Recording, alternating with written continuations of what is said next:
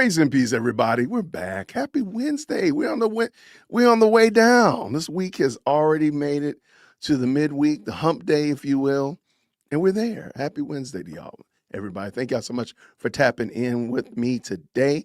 I got a good interview. A lot of you all emailed management and said, "Hey, Jason, this John Mappin interview is really interesting. Have you looked at it?" I wasn't going to look at it. I was going to just let it walk on by. But y'all have asked me, and we get the people what they're asked for here. Now, also, some people said, "Hey, do you know this guy Jared at Continue Freedom?" I said, "Hey, I know about that guy. So he would make a great guest." So I figured I'd give everybody what they're asking for. You want the John Mappin interview, and some people want the Jared from Continuing Freedom. And guess what? We give the people what they ask for here. That's what we do here. So make sure you hit that like button, all that kind of good jazz. Thank you to everybody who's jumped in, giving me that like numbers, all that kind of good stuff. And of course, you're going to want to jump over and follow Continue Freedom. So thank you, Ben, for dropping that in the chat while we're getting warmed up. Why don't y'all just go over there real quick and check out what he's doing? I'm going to tell you on my own strength that you're going to appreciate it. So go ahead and hit that like button, hit the subscribe, all that kind of stuff, bell notifications, all that kind of good jazz when you jump over there. All right, but Jason, all right, who's this Jared guy? Okay, that's a wonderful question. I'm glad you asked. And Jared, how are you doing, brother? What's going on, brother? Thanks for having me on. I appreciate it. Hey, no problem, man. I have got to learn how to hit these buttons. That's all this is the button I'm looking for. That's the one I'm looking for. But there you go. Because the other one is just too close. But anyway, how's it going, man? It's going all right, man. It's going all right. I'm interested to get into this video. I know you sent it to me, and I watched it. And interesting watch. I think there's going to be a lot of commentary on this one. Okay, I'm ready to hear what people got to say. I'm ready to hear. So the overall tenor, John Mappin was a big donor to TPUSA or TPUK or TPUSA. I don't remember which one specifically.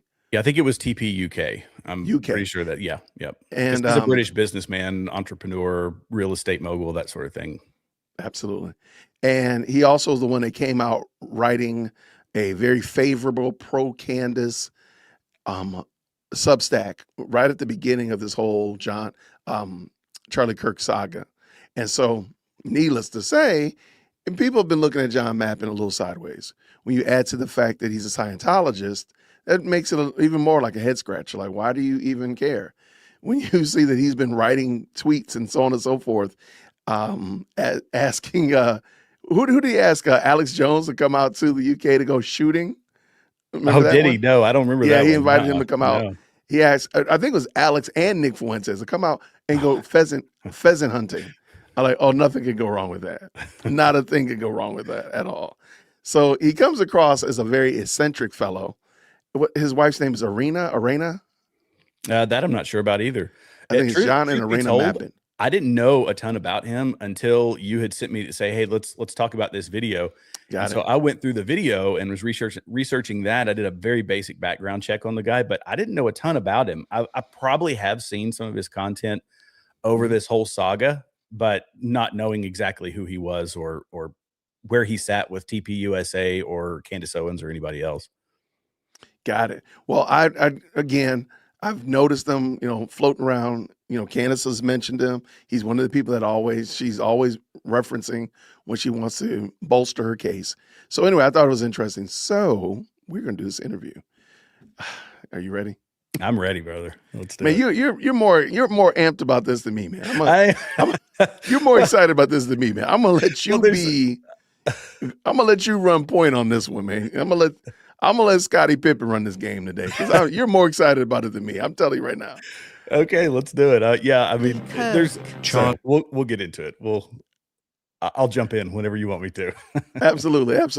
If the chat could do me a favor, please, of course, put me some green hearts in the chat when you can hear. Let's make sure we can. We have our audio right. I think we fixed all the problems from earlier, so let's do that. Lee and I were very, very close indeed. Trump found out, didn't he? And there's pictures of you and him at Trump Towers. Truth itself can go through 16-inch armor plate. Who killed Charlie Kirk and why? Okay. I know she's trying to be tongue-in-cheek, but the name of the podcast The irony does not jump past me, y'all. I'm dialed in. That ironic statement right there is not going to get past me. I know she's trying to be cute and coy with it, but no. Because, it's kind of funny because do you know what bird that is? No, what is that? I think that's a crow. Okay, I could see it being a crow. Do you know what a group of crows is called? No. Okay. In the chat, tell me what a group of crows is called. That's why I think this is very odd that I think this is very interesting. It's a crow. I'm going to Google. No, it'll show up in the chat. Is it a raven? It's called a murder. That's right. It's a murder. Oh, interesting. Okay. And I'm like, oh gosh, right. we're taking a full mask off at this point. We're not even trying to be. You got a bunch of people. You got a bunch of people writing that in your chat. They might be throwing you off YouTube here in a minute. Oh no, I hope not. But no, that's what a group of crows is called. And I don't remember. I don't know if ravens are the same thing. That looks like a crow. I could be wrong. Now, if I'm wrong, then forgive me. But I don't think so. All right. I digress. Greetings, Bad Company podcasters. This is Yvonne Ridley. They say you can judge a person by the company he keeps. Well, my next guest is a friend of Tucker Carlson and Candy Soanes, and was also very close with Charlie Kirk as well. Plus, Donald Trump, the president, 47, certainly made John Mappin quite a few bucks. I don't know if you want to explain that, John. Well, I suppose the press did pick up on it, really. When he came down the escalator, I think it's one of those moments in life we can all remember where we were when Donald Trump came down the escalator. Okay, this is going to be. I know this is going to. I hope I don't lose any subscribers because of this, Jared. I don't even know what this escalator. Why is this escalator thing like the pivotal point of everybody's story? Everybody keeps telling a story about Donald Trump coming down the escalator. It didn't make that big a deal to me, but go ahead. Well, because that was the moment that it all started. People were speculating about whether or not he was going to run for president. There was a lot of jibber jabber online and in the mainstream media and all that. And he came down the escalator and then he made the announcement. So that was they say the escalator because he was standing there. He was kind of stoic and, he was wearing the sharp tie and he and Melania were coming down the escalator. And then I'm running for president of the United States and da. So that's where it was finalized that, yes, he was going to enter the race. And that's why people put it because it was all speculation before that. And I don't think he ever, the chat could probably correct me, but I don't think he ever confirmed it beforehand. It was just, maybe I will, we'll see, typical Trump kind of him and hawing around the answer. Okay. All right. Yeah. Maybe. Okay. Cause I'm like, man, everybody keeps talking about coming down this escalator. Yeah. And by the way, a group of ravens is called an unkindness. Oh, interesting. It could work either way. Right. I'm saying, there you go. At Trump Tower and announced he was going to become president. Well, I was upstairs at Camelot Castle and my son had literally been born about 2 weeks before. I think it was June the 11th, 2015. And I, for many years, have used a philosophical algorithm to be able to predict outcome. And I applied this philosophical algorithm, or this method of evaluating information, to the probability of Trump winning the election, becoming the nominee initially and then winning. And I saw immediately that he would win. And I had complete certainty on it. So I took the entire book that night, or over the next couple of days really, at William Hill, which is a betting shop in the UK. And I think I placed about 36 bets on him at odds ranging from 33 to 1 to 20 to 1. And obviously, as I kept on putting on more bets, the odds were coming in. And eventually, of course, I had a call from a fellow called Graham Sharp, who was in charge of extreme betting at William Hill. He said, "What the hell are you doing?" I said, "Well, I think you're about to lose a lot of money. He said, well, it's actually a great story. And so he leaked the story of this bet, which ended up being headlines all over the world. Of course, when he did win. You had the last laugh. Well, I did have the last laugh, really. And a whole lot of cash. well, yes. I mean, not that I'm a betting man. I only really did it because you know what it's like. If somebody says, well, I know that Yvonne Ridley is going to be the next MP for Glasgow, then everyone said, well, you say that. You've got to have receipts to prove that. So really, I just put the bet on as a sort of a cheeky marker, as a way to sort of mark my card, as a proof of concept for this algorithm, really, which I had been working with for a number of years.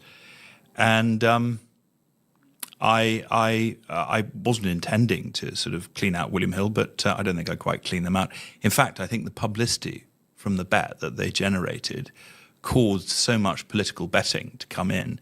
And I think most of the money was put on Hillary. So I think actually they probably profited from me quite grandly. But Trump found out, didn't he? And there's pictures of you and him together at Trump Towers. Well, actually, it was Steve Wynn, who was of Las Vegas fame, hosted a big fundraiser for him shortly after he was elected. And he had heard about what we had done, because after obviously we placed the bet, I did a tremendous amount to champion the idea that he should be the correct person to vote for in 2016. And his son, Eric, called me shortly after the victory. And he said, John, thank you. We saw everything that you did.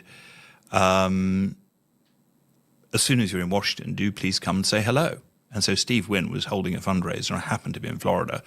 And I called up somebody who I knew the sort of central orbit. And I said, well, listen, Eric did mention to pass by, and I'm here in Florida. And they said, well, come to this fundraiser. So, of course, I turn up, and it's me and about sort of 150 other billionaires. So I was rather out of my depth. But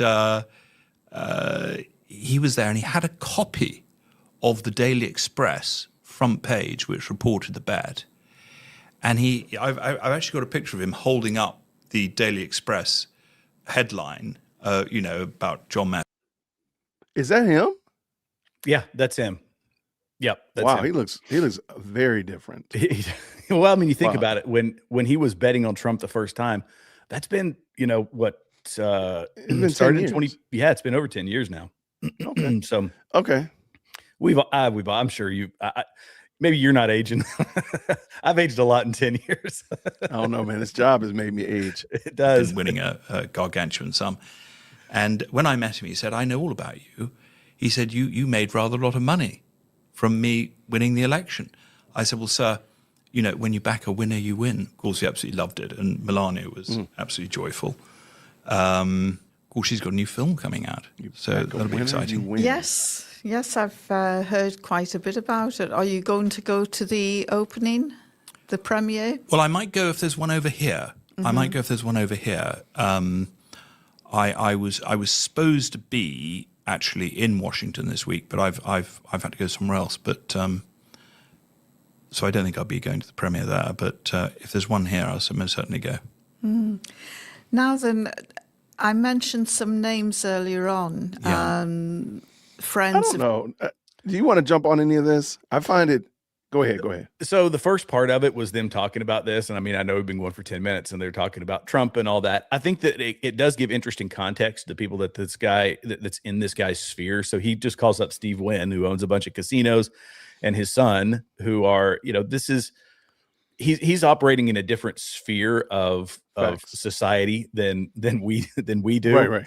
And that's the sphere that I think does heavily influence Candace, presumably through her husband and people like that. Now, this guy says he's a billionaire, and Candace's husband he's 100 millionaire. So, maybe not on the same strata, but they're of royalty in the UK and all that kind of stuff. So I just think it gives context to who the guy is. As far as, the nitnoid details that he kind of gets into, this is kind of extraneous. Yeah. Uh, I'm with you. I just find it interesting that they just kind of jumped in. Like they didn't do a really deep dive into like, let me introduce you to him, a Right. little bit of more details, a little background, just kind of, and maybe he's been on their show before. But she just jumps in talking about, this guy's made a lot of money off of Trump, betting on Trump, Yeah. which again, okay. Maybe I didn't you know what? I didn't introduce you enough, Jared. So I'm just a hypocrite. There you go. It's all good, dude. I'm gonna besmirch myself here. All right, let's go. Yours, Candy Sowens, the famous podcaster, and Charlie Kirk. Yeah. The question I've got to ask you is, who killed Charlie Kirk and why? Ooh. All right, we got to get I need to add a dun dun dun sound effect right there. Yeah. Wow, she is going hard in the paint from the word. Okay, who killed Charlie Kirk? Okay, we 6 minutes in and she's going. All right, let's see. I just got a feeling it's going to be underwhelming. So, all right, let's go. That is quite a question. Because you know his family, his wife, and I do. It's a very to be honest with you, Charlie and I were very, very close indeed. And to witness his basically public execution has been the hardest thing in my life, really. It has been awful. And I don't know the answer to that question. What I do know is I do hunt a lot. And I use, when one shoots, you live up in Scotland, there's a lot of red deer up there, and if you go stalking for red deer, you will use generally quite a high-powered rifle, and a 30-06 rifle is something that tends to be used for large game. Whenever I have shot a red deer, and I've shot a number of them, with a 30-06, I have always witnessed and seen an exit wound. In other words, you have the entrance wound where the bullet goes in, and then a 30-06 would actually punch a huge hole. The entrance room for the rifle bullet is very small, actually. And then when the bullet comes out the other side of the animal, it's a very large exit wound. And I have to say, I know you've covered this ad nauseum, but just as a reminder, this is part of the ballistics report, and the type of ammunition that is used. There is a plethora of ammunition that can be used in the 30-06. The expectation again from Candace and everybody else is just dump all this information to us. They are building a case, and this is part of what they included in the evidence that's being brought to trial. Mm-hmm. So it's using anecdotal information that he has. I've shot deer with a 308, very similar round, different power. And yeah, it does punch through. It all depends on the type of ammunition that you're using. And I think you and I believe Gary, when he was on, you guys have discussed this. And Gary has gone ad nauseum about it as well. Mm-hmm. He's definitely the ballistics expert, but I'm just a novice at best, right? And to your point, it's the type of ammunition. It's not the actual weapon. Mm-hmm. And people seem to think, well, if you say a 30-06, then it can only shoot this projectile that's as big as my fist, and it'll punch a hole through, 8 buildings afterwards, like we're shooting. No, that's not the case. There are other types of projectiles that can come from that gun. Mm-hmm. And again, and I only learned that because I realized that there were people who use this for hunting foxes and wolves amongst your sheep. This is how shepherds call the wolves and foxes that attack their sheep. Mm-hmm. Well, you don't want it to go through the wolf and take out one of the sheep that you're trying to protect. So it makes perfect sense. And to be honest with you, I think that's why Candace has actually not been mentioning this as hard as she was before, because she kind of hinted after talking to Erica on the 15th of December that they told her what it was. Mm-hmm. And because she calls it a frangible bullet. Mm-hmm. And me and Gary kind of joked about that, the frangible part. So it's almost like she knows that it's the likelihood it was a missile is not the case. We're talking about something that probably was akin to taking out foxes or rabbits in small game, not trying to take out a bear. Yeah, the rounds do so much to dissipate energy and to to prevent punch through and all that stuff. Yeah. So yeah, I think this is interesting, and again, him using his anecdotal hunting story as proof for that is just going to be wild. Okay, let's go. Of course, when the footage came out, it was very, very clear that there was no exit wound. And we're being told, obviously, that he was killed by this fellow. There's the official story and there's what's been proposed. Of course, I haven't seen all of the evidence. But it is, what do they say? Something's wrong in the state of Denmark. It doesn't seem to me to be a story that holds together. And I don't know if you've been watching any of her podcasts, but Candace, who is a family friend, really, I happen to have introduced her to her husband.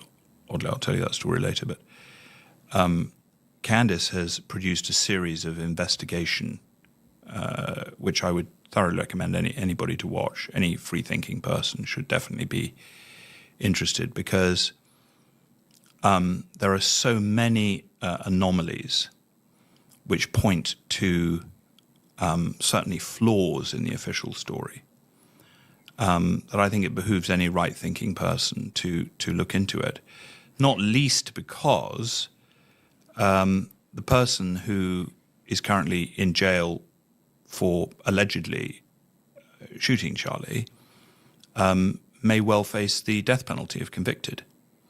And I've never particularly been a big fan of the death penalty anyway. Obviously in America, that is the law. So you have to respect the laws of another country. But the idea of a Christian nation basically putting a person to death that may not be guilty of the crime which she's been accused, it would weigh very heavily on the soul of the nation. And we have to remember, this is not 1963. You know, in 1963, we're all... Hold on. I'm sorry.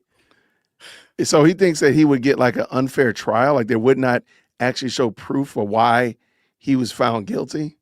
You just think, oh, we're just going to say it. We'll walk in there and say, he did it. Let's go home and let's go have lunch.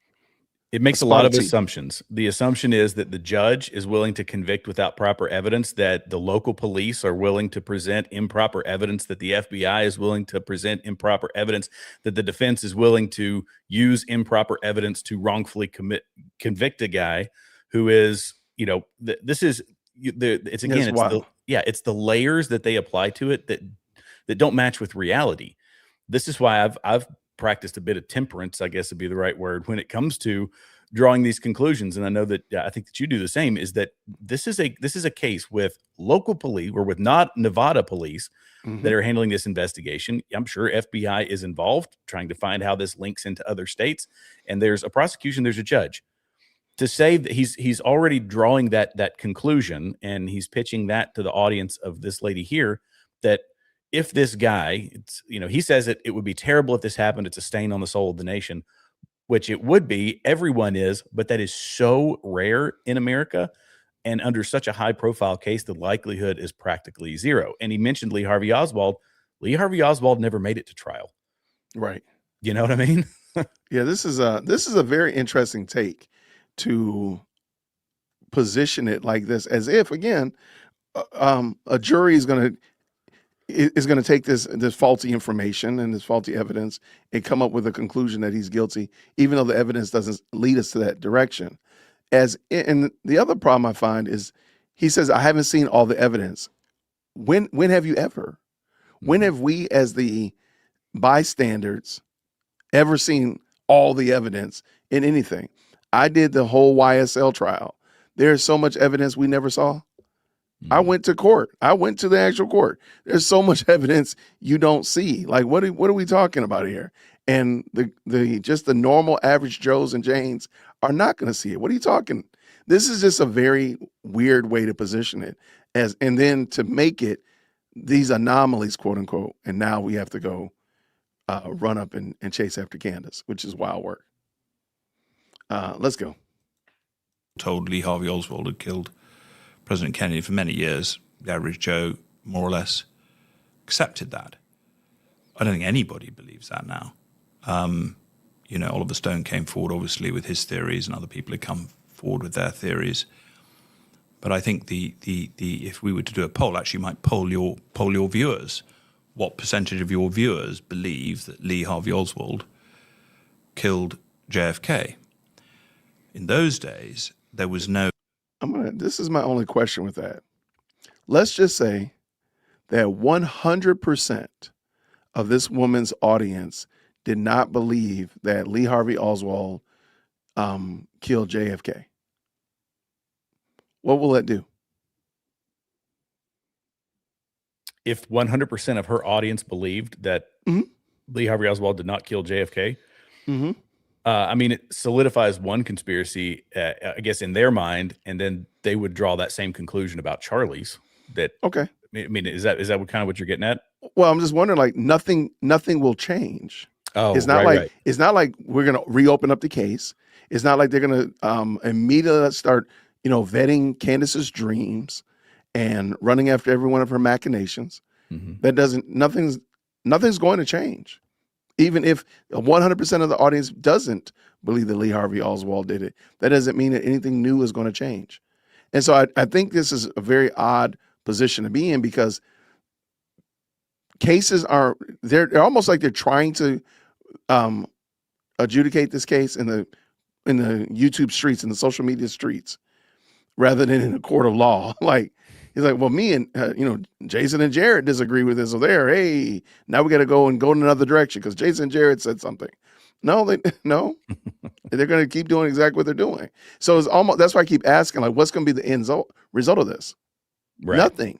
Her investigation will lead to nowhere when the smoke clears. Even if she finds the most damning information, people say, okay, well, this is pretty damning, but if the prosecutors don't agree with you, again, some of the stuff that she's gotten, I think it wouldn't even pass a sniff test in just collecting evidence, much less anything else. So even after all that, it's still not going to go anywhere.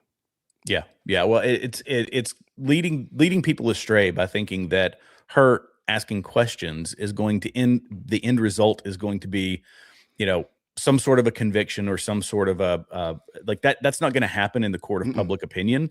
That's only going to happen in an actual courtroom where, right. Which is why not where Candace Owens is residing right now. She's in a different world at this point. So yeah, absolutely. Yeah. Here we go. No internet at all.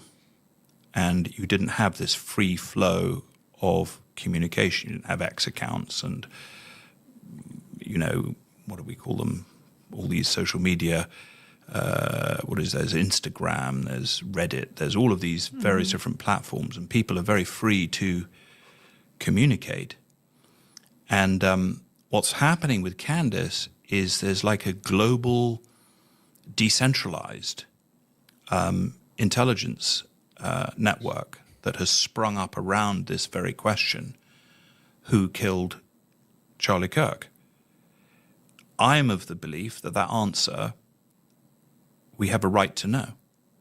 And who is she saying killed Charlie Kirk? Who says that you have a right to know? Like, well, first of all, do we know who killed Charlie Kirk?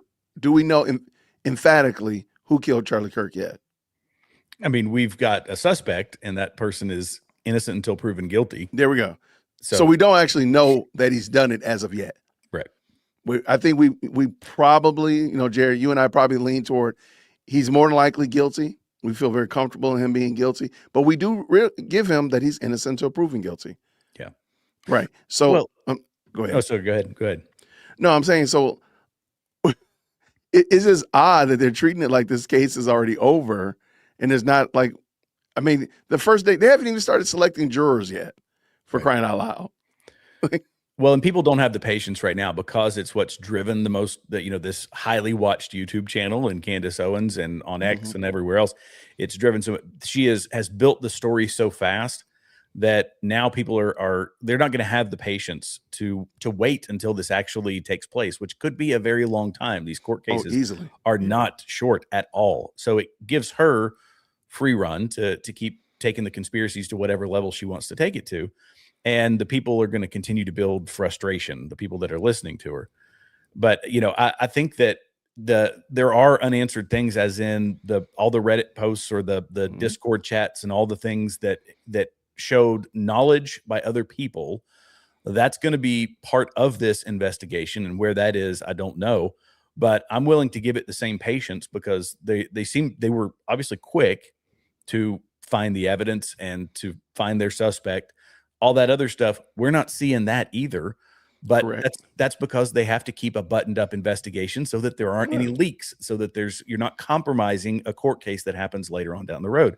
And only now are people saying that that's unacceptable, that just give us all the information and spill the beans to everybody. And now you're polluting jury pools. You're doing all kinds of things that are detrimental to a legitimate court case. I agree. Yeah, I don't understand that, but let's let them go. She's not, to my knowledge, she has not alleged that anybody has killed him, other than she's pushing her podcasters into various directions, isn't she? She's asking them to find information about various different, she has unanswered questions. So she'll say, I listened to one last night where she's asking for information about various different characters that she wants to gather up. She's still really in data gathering mode. What characters, John? What characters? I think you might need to fess up. What characters? She's going after Charlie Kirk's widow. That's what you need to say out loud. That it's not just characters, not just random Joes and Janes. But yeah, it's funny how he just danced around that. Like he didn't know what characters she's been calling out. But anything you want to add on that, Jared? No, you hit the nail on the head. I'm not, it's, I don't know. It's hard it's hard to listen to somebody trying to play apologist for that when anybody with a discerning mind could say, yeah, she's made claims about just about everybody. To say she's not that's just crafty linguistics on her part. Absolutely. As far as I can see, she's not laid out a specific accusation towards anybody. Some people have said that Charlie brought it on himself in a way because he was starting to cast huge question marks over another incident, October the 7th. Right. He did certainly He stirred the pot with October 7. Yeah. Saying, why did it take 6 hours for the Israeli military to respond to the Hamas attack, which is normally an area that somebody from the right in America wouldn't really go into. But he did. He started poking the bear, really. Yeah. I would have to check the videos on that and exactly what he said. But it's so funny Charlie, to me. I find it extremely odd how quickly she jumped to the quote-unquote Israel discussion, not any leftist conversation. Somebody said that her questions were pre-scripted, and I can't disagree now. So she didn't say anything about Charlie Kirk calling out Islamists or trans Tifa or the left at all. Nothing. The way they couch it, you would think he was getting death threats from Israel and Jews every day and twice on Sunday. That's crazy work. And where's the evidence to this? Fine. If I give you the whole turning his position on Israel, whatever, let's just pretend that I'm going to give you that. Why does that mean that they would delete him though? That doesn't make any sense. No, and he hadn't turned on them fully. He was questioning things, but questioning is not turning on, a country that we have to be honest and say he was a huge supporter of Israel, at least at the very least, because, you could listen to one of his speeches where he talked about it's where, Christ lived, was crucified, and rose again. This is the Christian Holy Land as well. He loves Israel. I love the fact that he's got the whole litany of things that he has said about it. But to say that, and again, they draw that hard line that no, he'd completely flipped, and that's just not accurate, that he's done a complete 180. But they use it as you're right. The point you made a second ago, not mentioning Trantifa or the person who we believe was involved with Trantifa, who actively, all evidence shows, allegedly took his life. Right. You skipped right over the guy who's on trial and went to whatever this narrative is about, as you say, a country in the Middle East the size of New Jersey. Yeah. Like what's like, why are we worried again? And it just doesn't make sense. There's so many, even if she had given like a little hat tip to it, maybe I would have let it slide, but she doesn't even mention it. Mm-mm. There's so, I mean, you got to think about where they are too, though. They're in the UK, and the UK is being infiltrated, is being flooded by Islamists on a daily basis. I bet you if we turn down our mics and listen, we can hear the call to prayer while they're doing this live stream. I mean, doing this interview. Miss me with that. Like, again, like Israel was not the problem. Well, like you say, they skip to it, and he actually gets to this in a later part of it. He gets to Islam. So they skip over Trantifa, which is the person who, again, allegedly killed him, who is on trial for it. And they go straight to Israel, and then listen to what he says when he gets to it here in a minute about Islam. It's wild. He was going through an evolution spiritually. And, I met him in 2018, and he came here and we hosted an event for him, and, actually arrived up at the RAC Club with Candace at what was supposed to be a dinner for 20. It ended up being a gathering of about 170 people. And he, at that time, was, I think it's probably not fair to say he was 100% supportive of everything that Israel did, but he was certainly, let's say 99.9. He was wholly supportive of that. How much was he supportive? Hey, John, here's my question. What percentage of support did he have for Trantifa or the left or Democrats during that time? If he was 99% in support of Israel, what percentage was he of furries or the Alphabet Mafia? What was his percentage of support for the DNC? Do you know those numbers? I just want to make sure I can kind of maybe correlate them and see, maybe there might be some other motives, of course, maybe, because Candace hasn't given you actual motive and definitely hasn't given you a through line of how Charlie Kirk is no longer here. So maybe that could, maybe that might be a good way to start, Am I crazy? You are not crazy. It's for both. And what I observed in the UK anyway. Sorry, go ahead. And what I've seen through my friendship with him is he shifted. And politically, humanitarianly. He had become a father.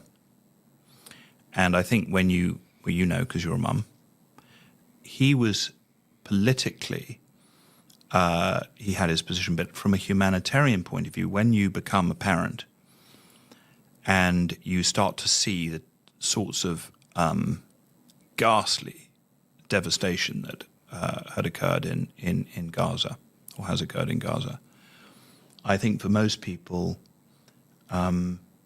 anybody can watch that footage who is a parent and not be affected by it. Here's a hot take. I do not need to see what happened in Gaza to know that sinners sin. I'm a dad of 2 girls, the husband of a wife, and I don't need to look to a sliver of land the size of New Jersey, 9 time zones away, to know that evil is present in the world. I don't.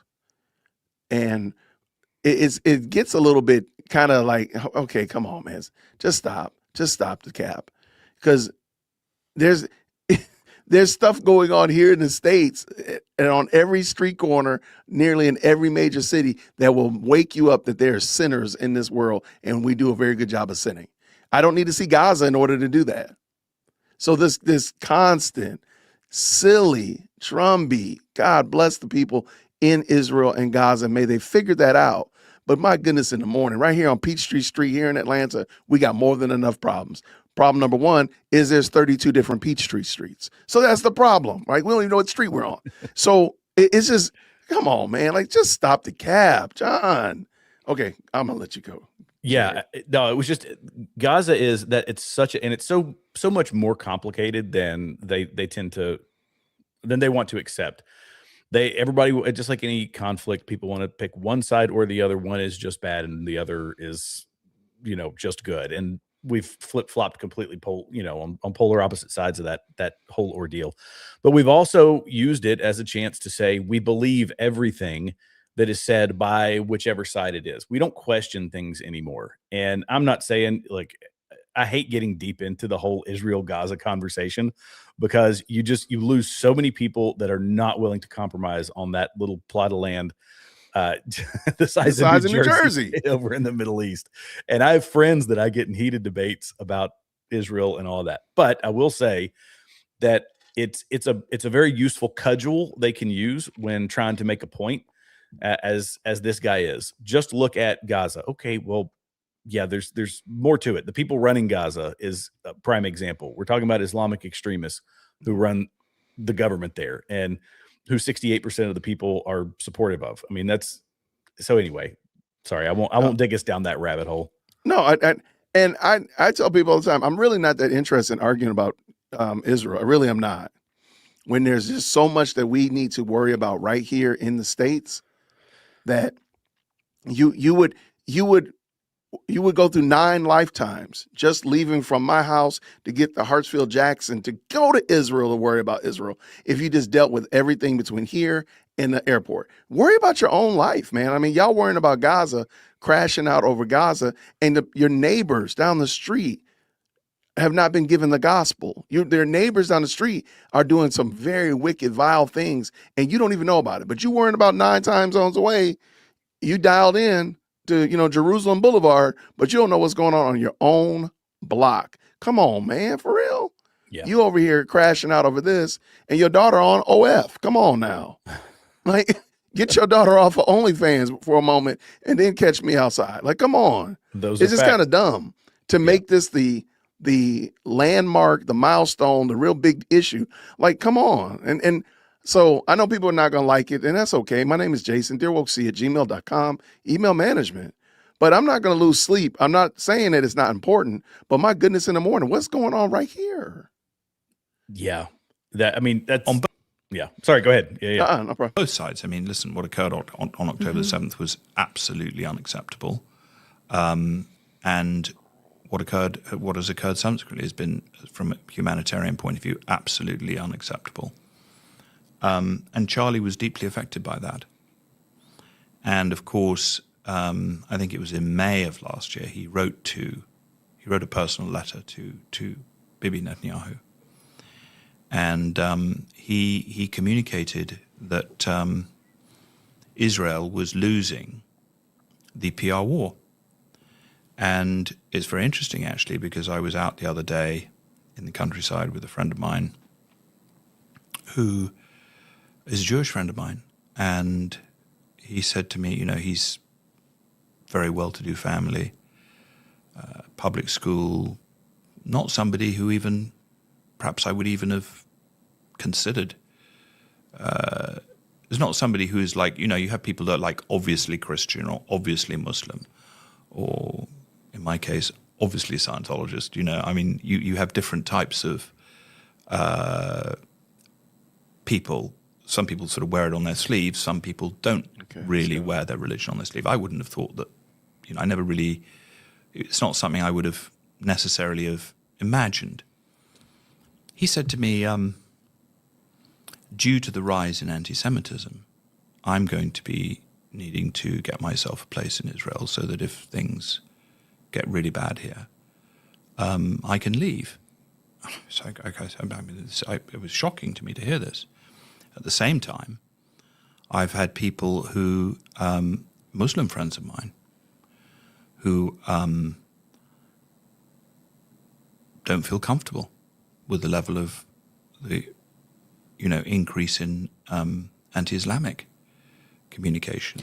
Well, people are becoming very polarized. They are. And I do apologize. I should have downloaded this, Garrett, and sped this up. My gosh. Yeah. I might hold on. I might actually just make a call an audible. I'm gonna have to I'm gonna remaster this real quick.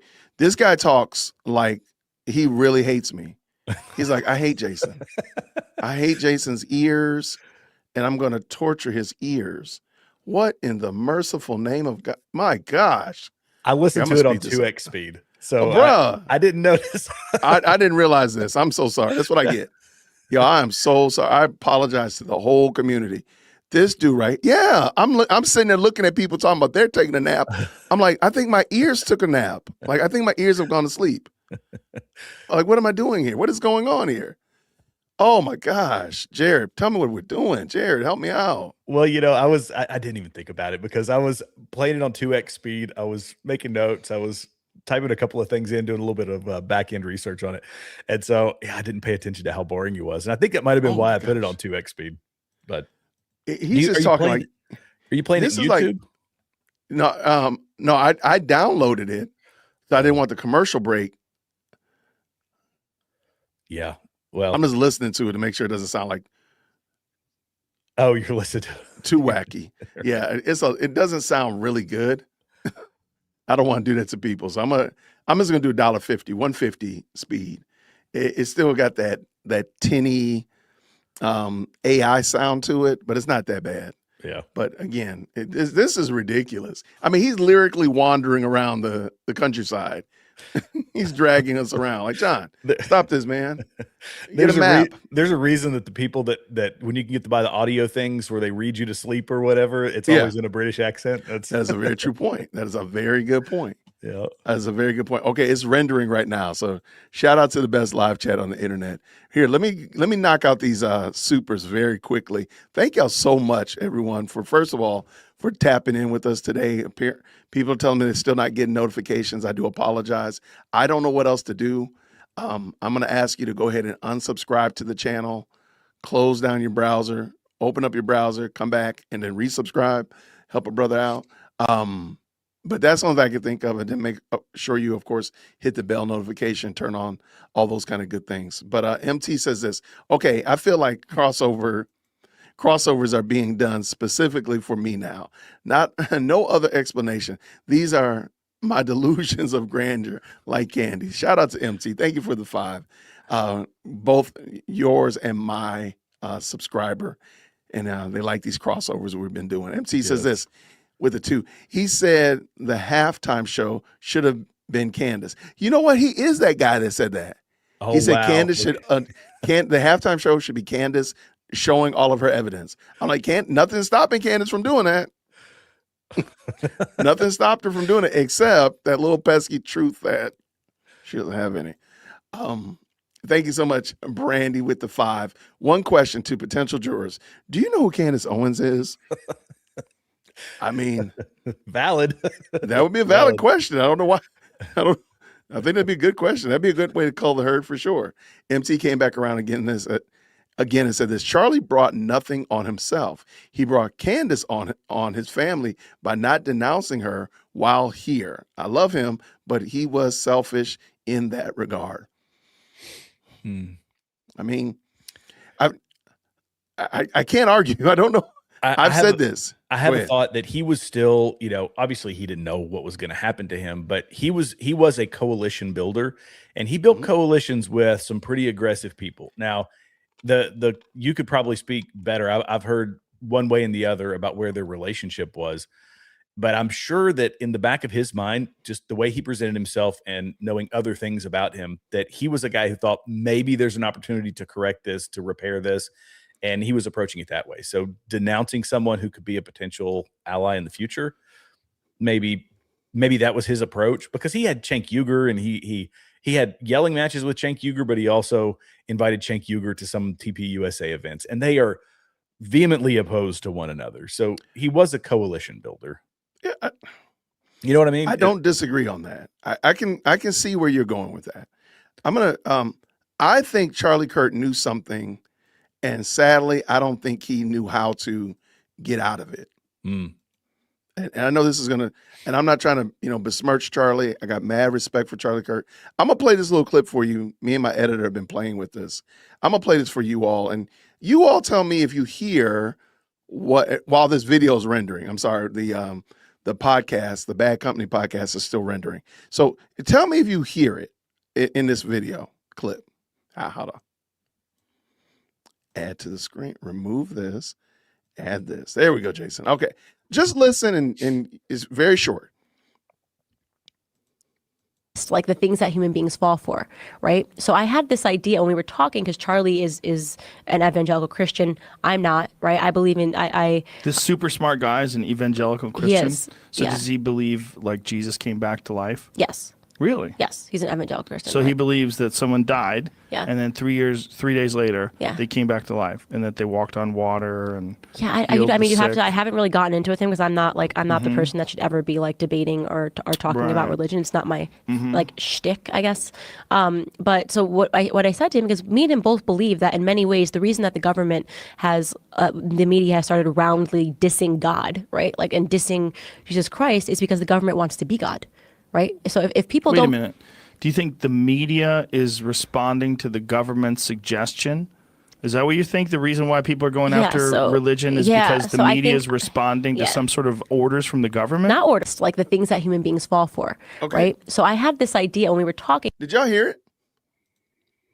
Did you hear it, Jared?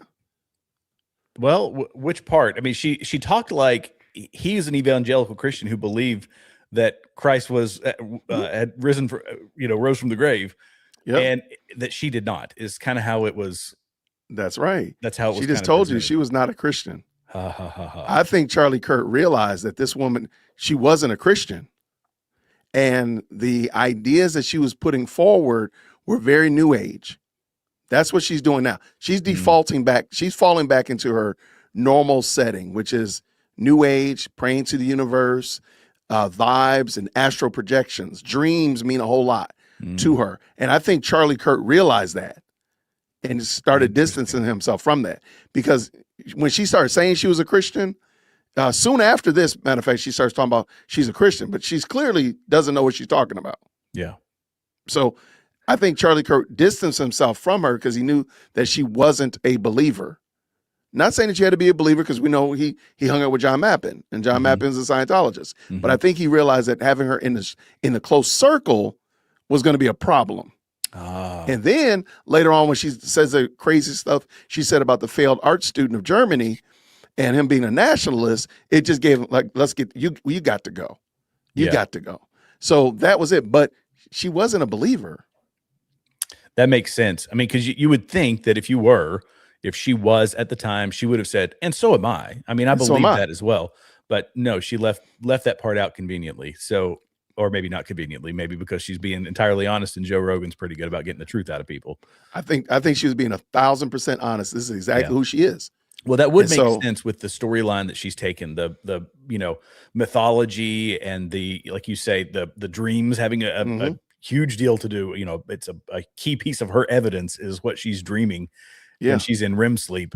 So yeah, that And again, I think this is her default setting. This is who Candace has always been. I've said it from the beginning. She's always been a leftist. She was cosplaying as a conservative. yeah. And this is who she is. That I And- agree with. And one other thing that she said that actually is true, which is that in that same clip, is that they have this vision of the government becoming God. And that ties into Marxism. I mean, Marxism requires that 100% of the time. You can't have anything above the government because your rights need to be issued by the government, not by the creator of the universe, right? That is correct. Yeah. All right. So the video's rendered. Charlie and I were very, very close indeed. Trump found out, didn't he? And there's pictures of you and him at Trump Towers. Okay. Does that sound okay? Yeah, I think it's tolerable. Okay. I just It'll want to be get better through once the music is off. it. Yeah. Let me find out where. I don't remember where we were because now the time has changed. I sped it up a little bit. So let's see. Much of our mathematics, much of our architecture, a lot of the creative thought. Oh, here you go. Back up a little bit fine. from this one. It ended up being a gathering of about 170 people. Yeah. And he, at that time, was, I think it's probably not fair to say he was 100% supportive of everything that Israel did, but he was certainly, let's say 99.9. He was wholly supportive of that. And what I observed and what I've seen through my friendship with him is he shifted. And Politically. partly, humanitarianly. He had become a father. And I think when you know, because you're a mum, he was politically, he had his position, but from a humanitarian point of view, when you become a parent and you start to see the sorts of ghastly devastation that had occurred in Gaza, or has occurred in Gaza, I think for most people, anybody can watch that footage who is a parent and not be affected by it. On both sides. I mean, listen, what occurred on October 7th was absolutely unacceptable. And what has occurred subsequently has been, from a humanitarian point of view, absolutely unacceptable. And Charlie was deeply affected by that. And of course, I think it was in May of last year, he wrote a personal letter to Bibi Netanyahu. And he communicated that Israel was losing the PR war. And it's very interesting, actually, because I was out the other day in the countryside with a friend of mine who is a Jewish friend of mine. And he said to me, he's very well-to-do family, public school, not somebody who even, perhaps I would even have considered. It's not somebody who's like, you have people that are like obviously Christian or obviously Muslim, or in my case, obviously Scientologist. You have different types of people. Some people sort of wear it on their sleeve. Some people don't really wear their religion on their sleeve. I wouldn't have thought that, I never really, it's not something I would have necessarily have imagined. He said to me, due to the rise in anti-Semitism, I'm going to be needing to get myself a place in Israel so that if things get really bad here, I can leave. It's like, okay, it was shocking to me to hear this.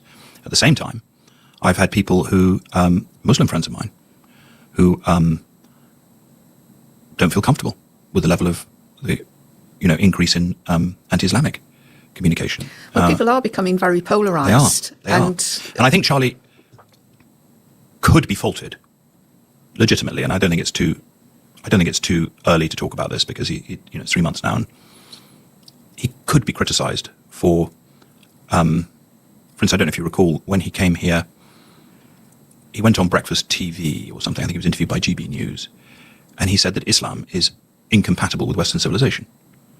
Well, I mean, Okay, so I got to stop there. So he just insulted every Islamist in the Western hemisphere, right? Or in Western culture, Western society, right? Well, he's saying that Charlie Kirk did. Well, yeah, I'm sorry. Yeah, Charlie did that. Yeah. Charlie did that. Charlie insulted Islamists in the Western culture, Western society. But no Islamists are on the list of people that deleted Charlie Kirk. Okay. That makes perfect sense. Perfect sense. Well, I was going to say, he said Charlie, he didn't agree with Charlie saying that Islam is incompatible with Western civilization. And my first take on that was, but it is. But it is. But Charlie said it, so why would you? John Mappin can hold whatever position he wants to hold. That's not the argument that we're having. I'm saying Charlie Kirk said this, and why would you not say, yeah, it's possible they might have been a little bit perturbed with this guy, and they might have come out and they might have wanted him deleted because nobody knows. Let me ask you, Jared. Do you know what the last question that Charlie Kirk was answering when he was killed? I don't know the specifics about it, but it was about transitioning for transgender. It was like, no, trans violence. They were talking about trans shooters. That's what it was, trans violence. Yeah. And I'm like, again, we're just going to ignore that big, giant irony that he's talking about trans violence specifically, and he dies. The person that we have was in a homosexual relationship with somebody who thought that they were trans. But we're not going to, and the question before that, I bet you know what the question before that one was. I don't remember that one. It was about Islam. Okay. But the people that killed him were people from a little sliver of land the size of New Jersey. Yeah. Okay, that makes perfect sense. I got you. Yep, I got it. Got my pitchfork, ready to get my torches. Let's go. That makes perfect sense. It makes perfect sense, Jared. I get it now. My goodness. People hear what they want to hear. That's part of the problem. They make up what they want to hear. No, I just think they just make up stuff. Forget it. Yeah. Nobody's even saying anything. Candace is forever saying that TPUSA says XYZ. I've had so many people say TPUSA is saying XYZ. Where did they say that? Well, Candace said it. See, that's what I'm saying. Like, she just made it up. Right. She made a whole generating her own conflict that she can then talk about. She created a whole story about this family inside their apartment the night before Charlie Kirk died, with the little girl waking up at 2:45. She made a whole narrative, and these people are believing that. Like, miss me.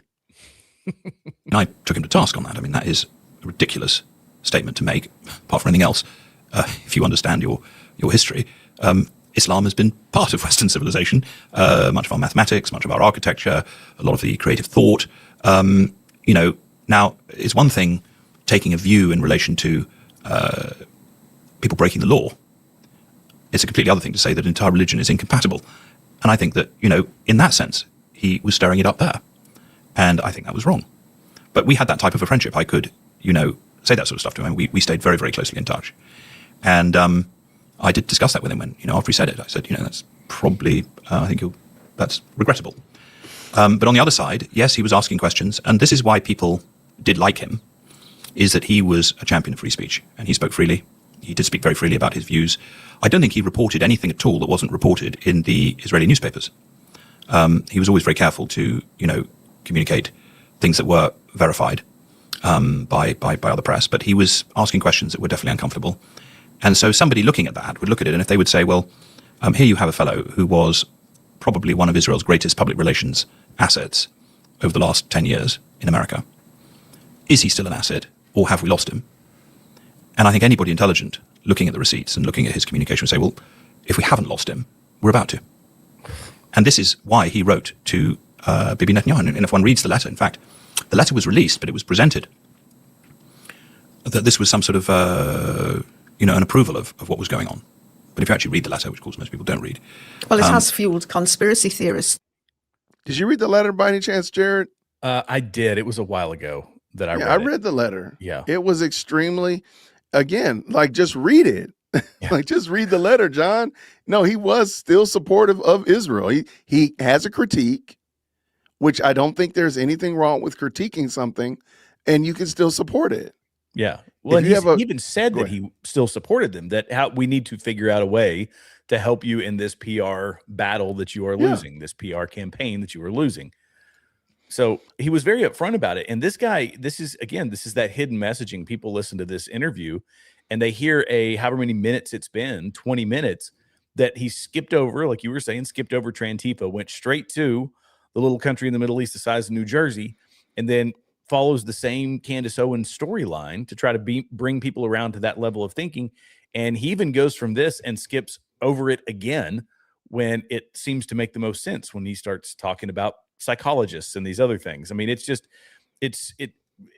they are so good at veiled language, hidden subliminal almost messaging that they push out to people. And you can sit, just because you have a British accent doesn't make you smarter than the average Joe. But it sounds like it, and you sound so convincing.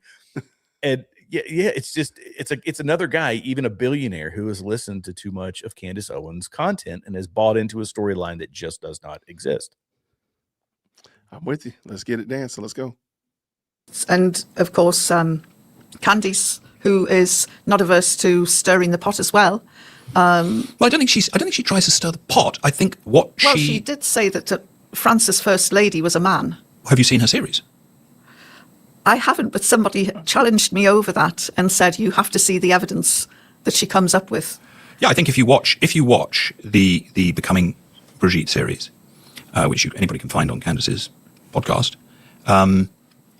she's gone down a line of investigative journalism. I mean, listen, Yvonne, I'm speaking to Yvonne Ridley here. You are one of the finest investigative journalists this country has produced. So there used to be something in this country in the media called investigative journalism. It's very rare these days. And I think Candace is being an investigative journalist. Now, she may be right, she may be wrong, but I don't think she's doing it for the fun of it. I think she's doing it because if there are truths that have been hidden from society, she considers it's in the public interest for that information to be known. Well, I don't. Okay, did you catch what he did? What he did, I don't think so.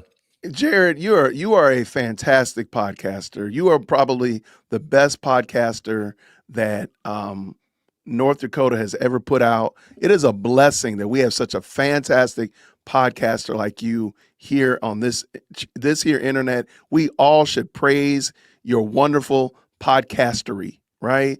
And and Candace also is a really good podcaster in the same vein as you. He stroked that woman's ego, calling her an investigative journalist. He got all of her defenses all hot and bothered and tingly, and then said, "Oh yeah, and by the way, Candace is an investigative journalist." If you look at her face, she's looking like you. What the?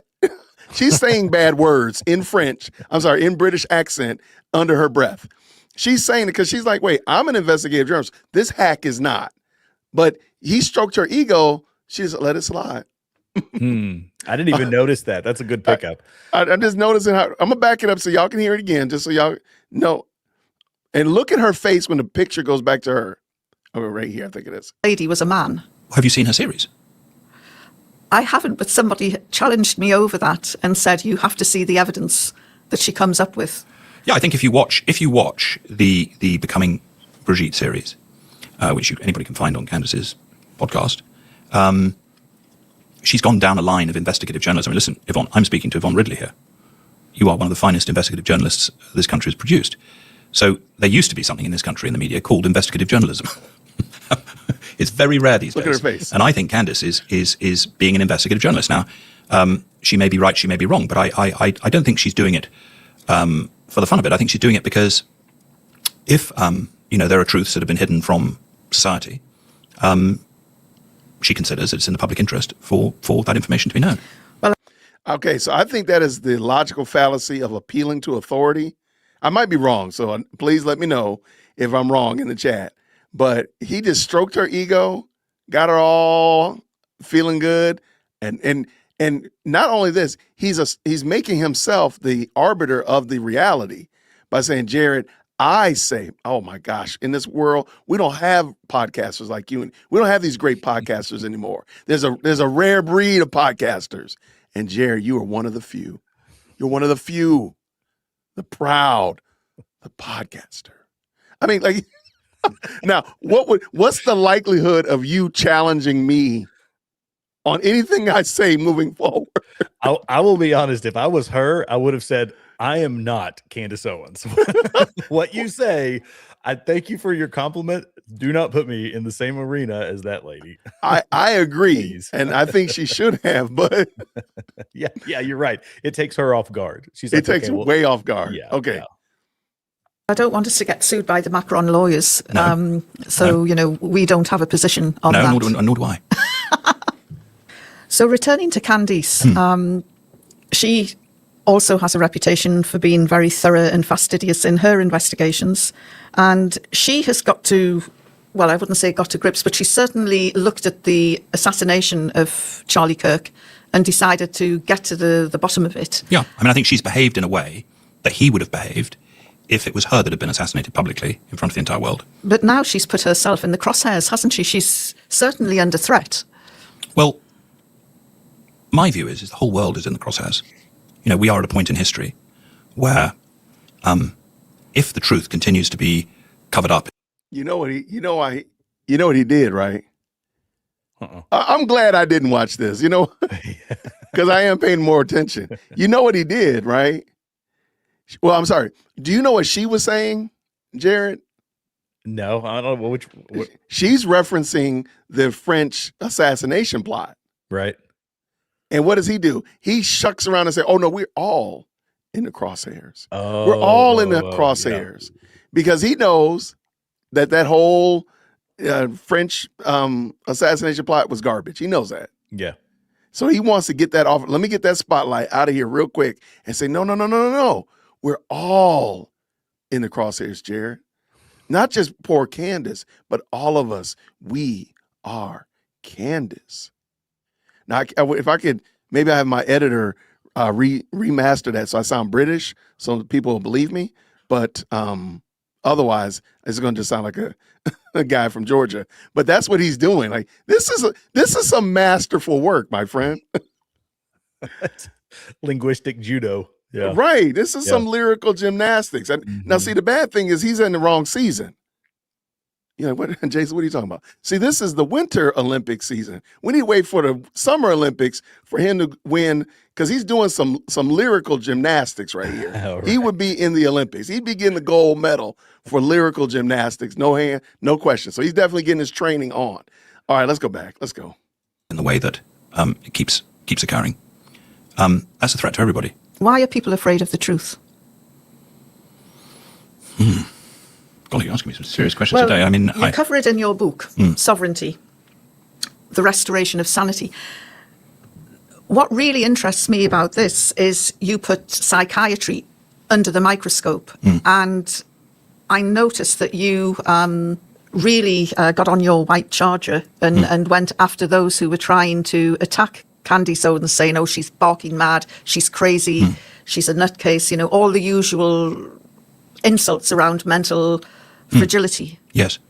And your defense of her was quite astonishing, so much so that she actually repeated it word for word on her last podcast. Yeah, well, I could see that the same people that were attacking her were the same people that attacked Trump when he first tried to get elected. I could see that they're the same elements that have silenced other freedom fighters that I've studied and gotten to know. And there is a tiny, tiny hidden group of people who practice, it's really a philosophy of materialism. That's really the essence of it. It's the idea that man is an animal and is purely the sum of his chemical parts. Now, this is not actually a new idea, but it resurfaced in 1876 in Leipzig, Germany, when Wilhelm Wundt was commissioned by Bismarck to keep the Prussian army, which was a conscript army, fighting, and he needed a philosophy. And the idea that man is not an immortal spirit living through eternity, and that the current life is but one experience of man's journey, was anathema to this tiny group of what became the practice medically of psychiatry. And if you look at the history of psychiatry, if you look at the history of psychiatric philosophy, you learn very, very quickly that where there is evil in the world, you will find a psychiatrist. And hard at work, and you will find that these characters have embedded themselves. So where you see a Christian behaving in a psychotic way, you will find a psychiatrist who is somehow influencing that Christian. When you find a Muslim that is breaking the law or doing something that could be described as radical or extreme or certainly out of keeping with core Islamic tenet, there'll be a psychiatrist that is infiltrated. I gotta stop. Yeah, I have go no ahead, idea go what I have no idea what he's talking about. So please help me out, Jerry. Yeah, so he's talking about psychiatry being the cause of all the problems, whether it's somebody, like he said, a Christian who does something psychotic or a Muslim who does something psychotic. That this is a big thing with Scientologists, which, you know, we were kind of talking before the show started, that once he said that, in my mind, I thought, okay, because I believe Jared's belief is that Scientology is a cult, and that this guy is someone who is susceptible to a cult mentality, which makes him a prime candidate to listen to alternative ways of thinking, as Candace Owens kind of pitches to her audience. That's her MO, is we're looking at this in a different way, and my way, and the spiritual and all that stuff. To me, it seemed like he was susceptible to that sort of thing because he also bought into Scientology. But he lumps in Christians, which a lot of people do, with a lot of the world's problems. I think you and I both know that's not the case. Correct. But then he says that wherever there's a Muslim that's acting psychotically, you'll find a psychiatrist. And how many devout, radicalized Muslims go to psychologists and lay on couches and talk about their mommy and daddy issues? The answer is zero, or practically zero. So his language in a lot of this it's skipping over the Trantifa because Trantifa is a protected class heavily in the UK. He can't talk about that because the whole podcast would get shut down. You have to play nice with Islam, whether it's radical or not, when you're in the UK, because they are running the government in London. I mean, every major position in London is run by Islamists. At least on the surface, they'd say just Islam, but they are backing Islamists that are in that country. And this is, again, him dancing around the issue. It's patently false that when you find a person who throws acid in somebody's face in a UK subway, that there's a psychiatrist around the corner. But the link that he should have made was that, yes, psychiatry with Trantifa is a problem because the SSRIs and things they're using to rewire the brain chemistry of these depressed and confused kids and young adults is part of the problem. So it's like he's made a point, didn't even apply it to the thing that's applicable to the Charlie Kirk assassination. Right. And I mean, it's like, how in the world is this guy, his worldview is wildly skewed. Let me just put it that way. No, I agree. My only problem is I would boil it down to Candace does this too. So I'm wondering, does he hold this idea? Candace comes with an idea that humans are basically born sinless. She doesn't say it directly, but that they themselves are the sin that you create or the sin that you commit is a byproduct of what's around you. Mm. So the only reason Jared yelled, at the dog this morning is because Jared's boss and the bills, those terrible bill collectors, they're pressuring him, and that's why he lashed out at the dog and yelled at the dog this morning. Not that Jared is a sinner. Mm-hmm. And just does sinful things. Right. No. It's always something external causing you to behave this type of way. And so I feel like that's what he's saying, or using psychiatry and psychiatrists as his scapegoat. That, right. The reason why the Islamist does this, the reason why somebody behaves in this way is because of that external person outside of him. I'm going to let this play, and I need to grab this call. So I'm going to let this play. Some time ago, we talked about Captagon, which is a drug that was created in order to get young people to take extremist actions in relation to the ISIS movement. Well, it also made a lot of money for the Syrian regime under Assad. Well, I don't know who profited out of it. What I do know is that Captagon will take a young man, and after a few months of being exposed to that drug, it's a mix of Ritalin and crystal meth. And it's not dissimilar to what Hitler fed to the Nazis. It's not dissimilar to what the Japanese fed to the kamikaze pilots. It creates a sort of a false bravery in battle. And the machinery of psychiatry is very, very misunderstood by the current culture. But it's something that I've researched deeply. It's something that I have a tremendous understanding of. And I saw that Candace was being... there was an attempt to suppress her communication by people who essentially were working for those elements. And I decided to call it out for what it was. And I think she was very, very appreciative, actually. In fact, when she first got the letter, she brought her to tears because there was so much truth in it. And I think that letter was read 40 million times on X. And certainly it was deeply appreciated. But I mean, I as I say, Candace and George, her husband, are family friends. So, it was by complete fluke that I'm to introduce them. But, flukes do happen. I mean, you mentioned before that you're a Scientologist, and we know that Scientology has gone to war with the big pharmaceutical companies. And, of course, a lot of the medication that people are taking now has to do with mental health and well-being. Is this... I apologize there, Jared. Did I miss anything that was a standout? No, they kind of expounded a little bit more on, was just getting to the point of talking about Scientology and how it's got an issue with psychiatry and other things. Now, he went on to, I think he was making allusions to MK Ultra and other things where the old technology was giving the Nazis the, the methamphetamine and whatever else it was. So I think he's making his way towards, okay, this is the mind control, that sort of thing, to whoever it was that carried out the assassination. So it's just funny that he's literally following he's following Candace's show beat upon beat, or she's following him beat upon beat, or they work together either way. But this is exactly what she was talking about. Yeah. All right, let's go. not you. Well, I just wouldn't say getting on that. your- I wouldn't say that Scientology has. I am a Scientologist. I've been a Scientologist for 35 years. Thanks. I was in Los Angeles. I read the Daily Mail version, of course, which says that makes all sorts of claims, and I think most of us have read something about it. And I said to myself, I walked past a number of their buildings in Los Angeles, and when I walked past the buildings, the people walking in and out seemed perfectly normal to me, and the buildings all looked clean and tidy and very professional. And I sort of said to myself as a young man, I said, I just wonder if this is the one occasion where the Daily Mail hasn't quite got it right. And oddly, I know that Daily Mail is absolutely 100% correct on everything else, but when I walked into the Church of Scientology, I just said, here I am. I'd like to meet somebody here that knows about the subject, and I found it fascinating.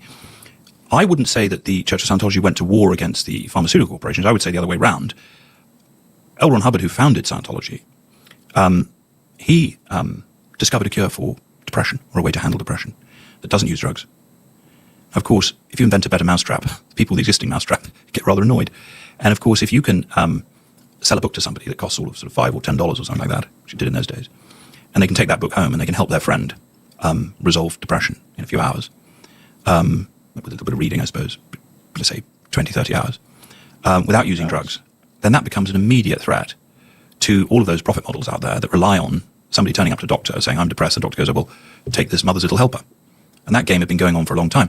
So Hubbard, rather innocently, became interested in, how does the mind work? And he subsequently ran into this vested interest. And, when he wrote the first book on the subject in 1950, and it went to the top of the New York Times bestseller list for 36 weeks in a row.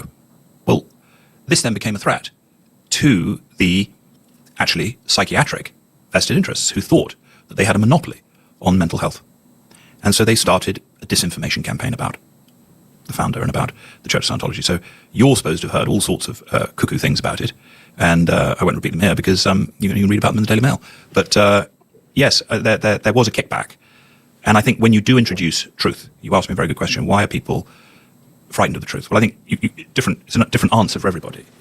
But if you are profiting from an activity over here, and somebody comes across with a benign activity over here that is going to cut across your ill-gotten gains over here, then you're not just frightened of the truth. You become incensed, and you think, well, I have to take this.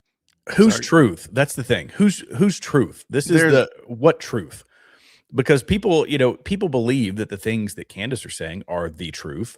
Mm-hmm. And we know that to be the exact opposite. So he's saying that it's the pharmaceutical industries are discrediting L. Ron Hubbard because of his book, and that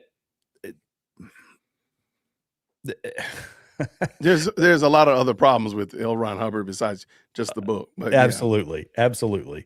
But this is kind of before the show. We were talking about I told you the way I listened to this. As soon as he said Scientology, not to say that Scientology can't be right about some things. I'm sure that there's intellectuals out there who know plenty. But this guy, because he is a billionaire, very successful person, he buys into that same, this what I believe is a cult, and that I believe that the Candace Owens followers typically follow that cult mentality. That he has bought into there's 3 steps to it, and I don't know if anybody's ever researched how these cults work, but they always start with like 10% truth or 5% truth. There's the truth claim that establishes credibility, and they call it, there's attraction, authority, and then control. So once you have that little bit of attraction, and this guy has been brought in by Scientology to believe that all the world's problems are, just psychiatry. And he believes that all the world's problems on Candace Owens' side are from a country the size of New Jersey over in the Middle East. Right. And then once that 10% truth latches on, they get the authority. And so they claim unique insight and revelations. This is exactly how Scientology works. If you listen to Leah Remini on Joe Rogan, she lays down a lot of this stuff, and it was fascinating.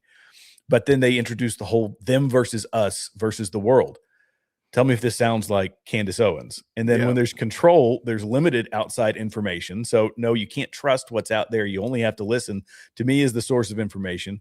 You demand that people give you more to help continue to fuel your narrative or your worldview or whatever it is. And then you have to be obedient to anybody that steps outside of your way of thinking. Is they're getting $7,000. Like this whole thing has played out, and this guy has bought into it 100%. Yeah. In both his worldview and his religion, and in Candace Owens. It's wild. It's the same thing that David Koresh used, or the Heaven's Gate people. They did the same thing. Facts. Yep. No, that's a great catch, man. All right, let's go. Good call out, man. Fellow down.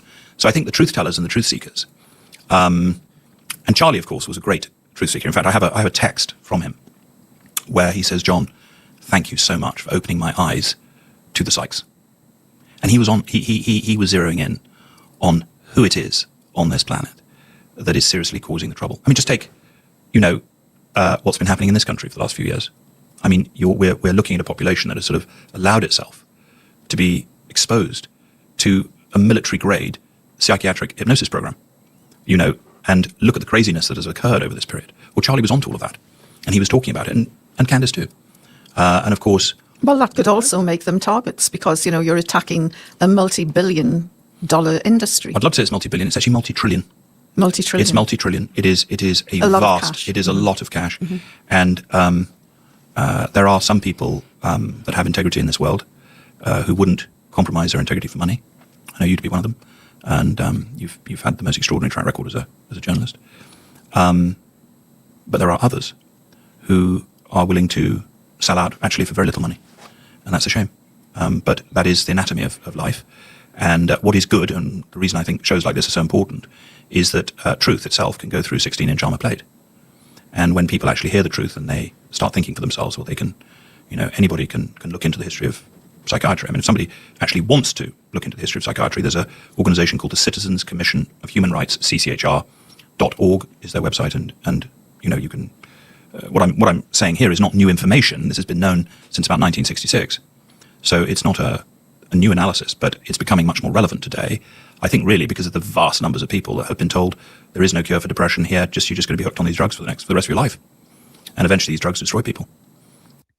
I'm just wondering how they square the peg that the evil that goes on in South America, the evil that goes on the continent of Africa, the evils that goes on in underdeveloped third world countries, how is that informed, or how is that rather impacted by psychiatry? Yeah, I don't think they can make that leap other than the people that are influencing those parts of the world are influenced by psychiatry. So but they've already been doing it, though. They've already been doing it before, Dr. Jared or psychiatrist Jason get there to infect them with the foolishness virus. They were already killing each other, eating each other, and doing all kinds of really gnarly things. So how does that work? It's almost like we're born sinful. I don't get how this is such an odd. Somebody said it was an odd interview. I don't even get how this even works, man. Yeah. Let's finish this up. And of course, in the military sphere, they're used with a far more nefarious intention. So it's interesting. Well, the Americans did a lot of experiments with their own military over psychiatric drugs. They did. Probably looking to get fearless soldiers, or what makes somebody feel invincible and not fearful in a combat situation. Yeah, well, that was when in 1951, the founder of Scientology, L. Ron Hubbard, was if not the first, I think he was the first person to document in writing. It's in his second book, it's Science of Survival, it was written in 1951. The precursor to the MK Ultra program. And the MK Ultra program, he called it pain drug hypnosis. They would drug somebody, they would expose them to pain, and they would hypnotize them at the same time. And the military was starting to experiment on their own citizens with these psychiatric techniques. Because far from being any type of benign science, psychiatry is actually a political weapon, and it's been used as a political weapon. So they developed MK Ultra, which began, I think, in 1953, and that's now very well documented. And this is what Candace has really been, that's the line she's been going down. She's been looking into what are the actual origins of MK Ultra, and is the MK Ultra program really effectively still in use? So, it's kind of funny, and I don't want to pick on this because I do think L. Ron Hubbard is a fraud, but you do realize what L. Ron Hubbard was writing about. Just that little description that he gave right there. You do know what that is, right? Which little description? Oh, the little description about, was it pain, drug, right. pain, drug, pain, hypnosis? Yeah. Yeah, you know what that is, right? That's the super soldier program from Captain America and Marvel Comics. That's exactly what it was. Right. And if you don't believe it, look up the Weapon X program. That's what started Wolverine. That's what created Wolverine. That's all that was. And so L. Ron Hubbard was literally riffing off of, or maybe Marvel and DC came up with it after the fact, but that's what it was: the super serum, the super soldier serum, and the super soldier program, and the Weapon X program. That's what they're talking about. Yeah. And I'm like, dude, now, I'm like, dude. I will say that there, MK Ultra and experimentation, all those things went on. The level of I guess involvement they have now in our lives, I don't know. There's a lot of people that buy into it as like Reagan used to say, there's nothing so permanent as a temporary government program. Correct. And it was that something that has just grown legs and walked away into something crazy. The Project Mockingbird and all that other ways that they control our minds and control our conversations and all of that. But yeah, it makes sense. And L. Ron Hubbard he was an author, he was a writer. He had the creative imagination, and he slapped some stuff onto a piece of paper and said, well, this sounds like a decent worldview. Let's see who will buy into it. Right. And now they've got cathedrals built all over the US. Right. So that's just a weird story, but let's let him go. Let's go. And what we find is, and what we saw during COVID, is that those psychiatric techniques were used on civilian populations in terms of how people were programmed to act, in terms of the fact that, millions of people lined up like lemmings to take an untested medical treatment that now has been proven to harm. I don't think there's anybody that has has it been proven, though? I mean, I was one of those sheeple that lined up and did. I was just terrified of the whole COVID thing. Yeah, and many were. My mother did too. My mother was terrified, and there was a lot of fear creation in the media. That's something that in hindsight we can look back at and we can say, well, how good was the data that was being put out by the mainstream media? How reliable was it? Well, if you stand up today and start putting a question mark over COVID medicine, people get shut down on websites, kicked off social media platforms. It's a very hot topic. Well, my Twitter account was removed and my Facebook account was taken down, and I was censored when I presented a cure for COVID. And of course, the cure now is acknowledged as working very, very well indeed. Thankfully, after Elon Musk bought Twitter back, I was given back my Twitter account. They'd skinned a few 100,000 followers from me, but no, it was. We've lived through some very, very dark times with regard to the media, and I think it's a subject that not everybody still is willing to communicate about. Other than, fun enough, in the farming community, where I was very open because I spent a lot of time with farmers down in the West Country, and I've had about 5 to 10 farmers come up to me recently and say, you're so right. Friends of mine's daughters, they're miscarrying. We think it's something to do with the vaccine. Well, maybe they're right, maybe they're not right. But I would say the grassroots awareness that something negative occurred as a result of that is now on the increase. But the whole point of a vaccine is to eradicate a disease, like smallpox. Well, listen, it's a point of educating oneself. One vaccine that deals with smallpox is not the same as an mRNA vaccine that was developed in record time. It's two completely different technologies. And some would argue that the mRNA treatment is not technically a vaccination. But I became very close friends with the fellow who invented mRNA. He's a fellow called Dr. Malone. And he was part of the original pilot program. He told me, don't put it anywhere near your body, John, and don't let any of your family take it. And actually, I flew him into London at my own expense, and I put him up actually in a hotel in London. And he gave a big presentation to a lot of politicians at the Carlton Club. And he is somebody who most certainly understands the technology of mRNA. So you're not saying all vaccines are bad, don't take any? No, of course not, no. But I think that, sanity is the ability to differentiate. Coca-Cola is not the same as sparkling water. So, you don't have to say, well, all drinks are bad. Coca-Cola probably, yes, it's rather good for cleaning the toilet, apparently. But, personally, I enjoy it, actually. But it's clearly sparkling water is healthier for you than it's the ability to differentiate. Because that's in the title of your book, The Restoration of Sanity. Yeah. I mean, what's happening in the world today? Is it that politicians just feel that they can stand up and lie to us, which some inevitably do? And, we've seen things happening and unfolding in America, and you think, what the hell is going on there? Well, and I think that's exciting, because the world is actually at a very critical point. Well, it all depends which end of an ice gun you happen to be on. No, I agree. But I think the world is recognizing that there is something seriously wrong. Even people who normally wouldn't be paying attention are now starting to pay attention. and they're in a state of what could only be described as need of change. Well, you see, below that state, you have the state of apathy. And that's actually the hardest thing. Well, you'll find this out as you campaign in Glasgow. That's where we are in Britain at the moment, isn't it? Apathy. A lot of people are in apathy, but a lot of people are coming up into need of change. Mm-hmm. And need of change is something that goes, you know what? There is something seriously wrong in the world. I don't know what it is, but I'm sure as hell going to find out. Or I do know what it is, and actually I'm going to do something about it. And that can only be said to be an improvement. And one of the interesting things about Charlie Kirk's assassination is too many people witnessed there. A person who, listen, I, for one, did not agree with everything that Charlie said, as I've said. When he came over here and he communicated that Islam is not compatible with Western civilization, I thought that was a very destructive comment.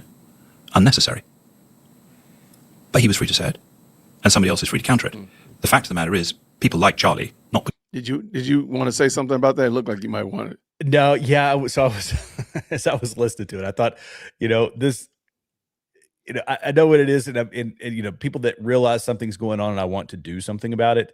Some people that say there's something going on and, I don't know what it is, but I want to find out. So it creates these curious people, and then the people who are taking action. And between that, there is so much gray area where a lot of these folks operate, the ones that we listen to that have been being pushed by the algorithms, i.e. Candace Owens, that, there's people that are offering a perspective because they actually care about what happens in this country, what happens in society and culture.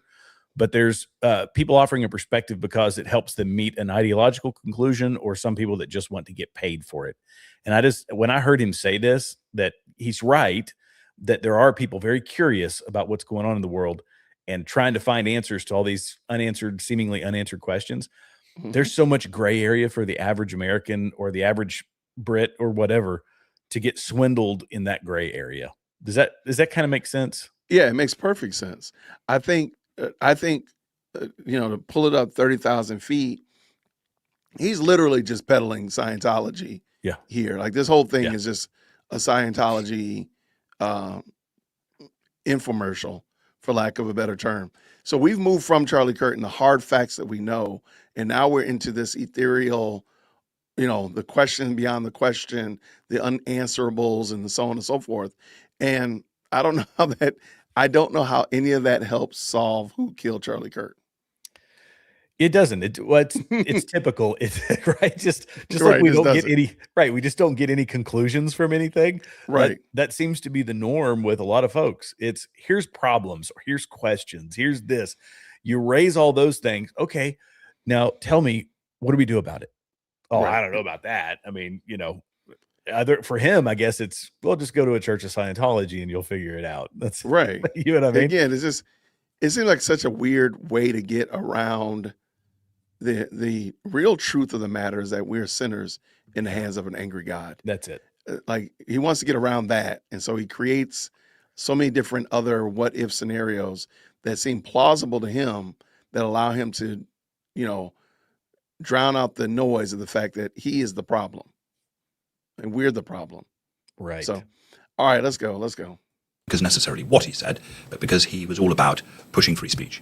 And this is what is, people are coming up to using their right to speak freely.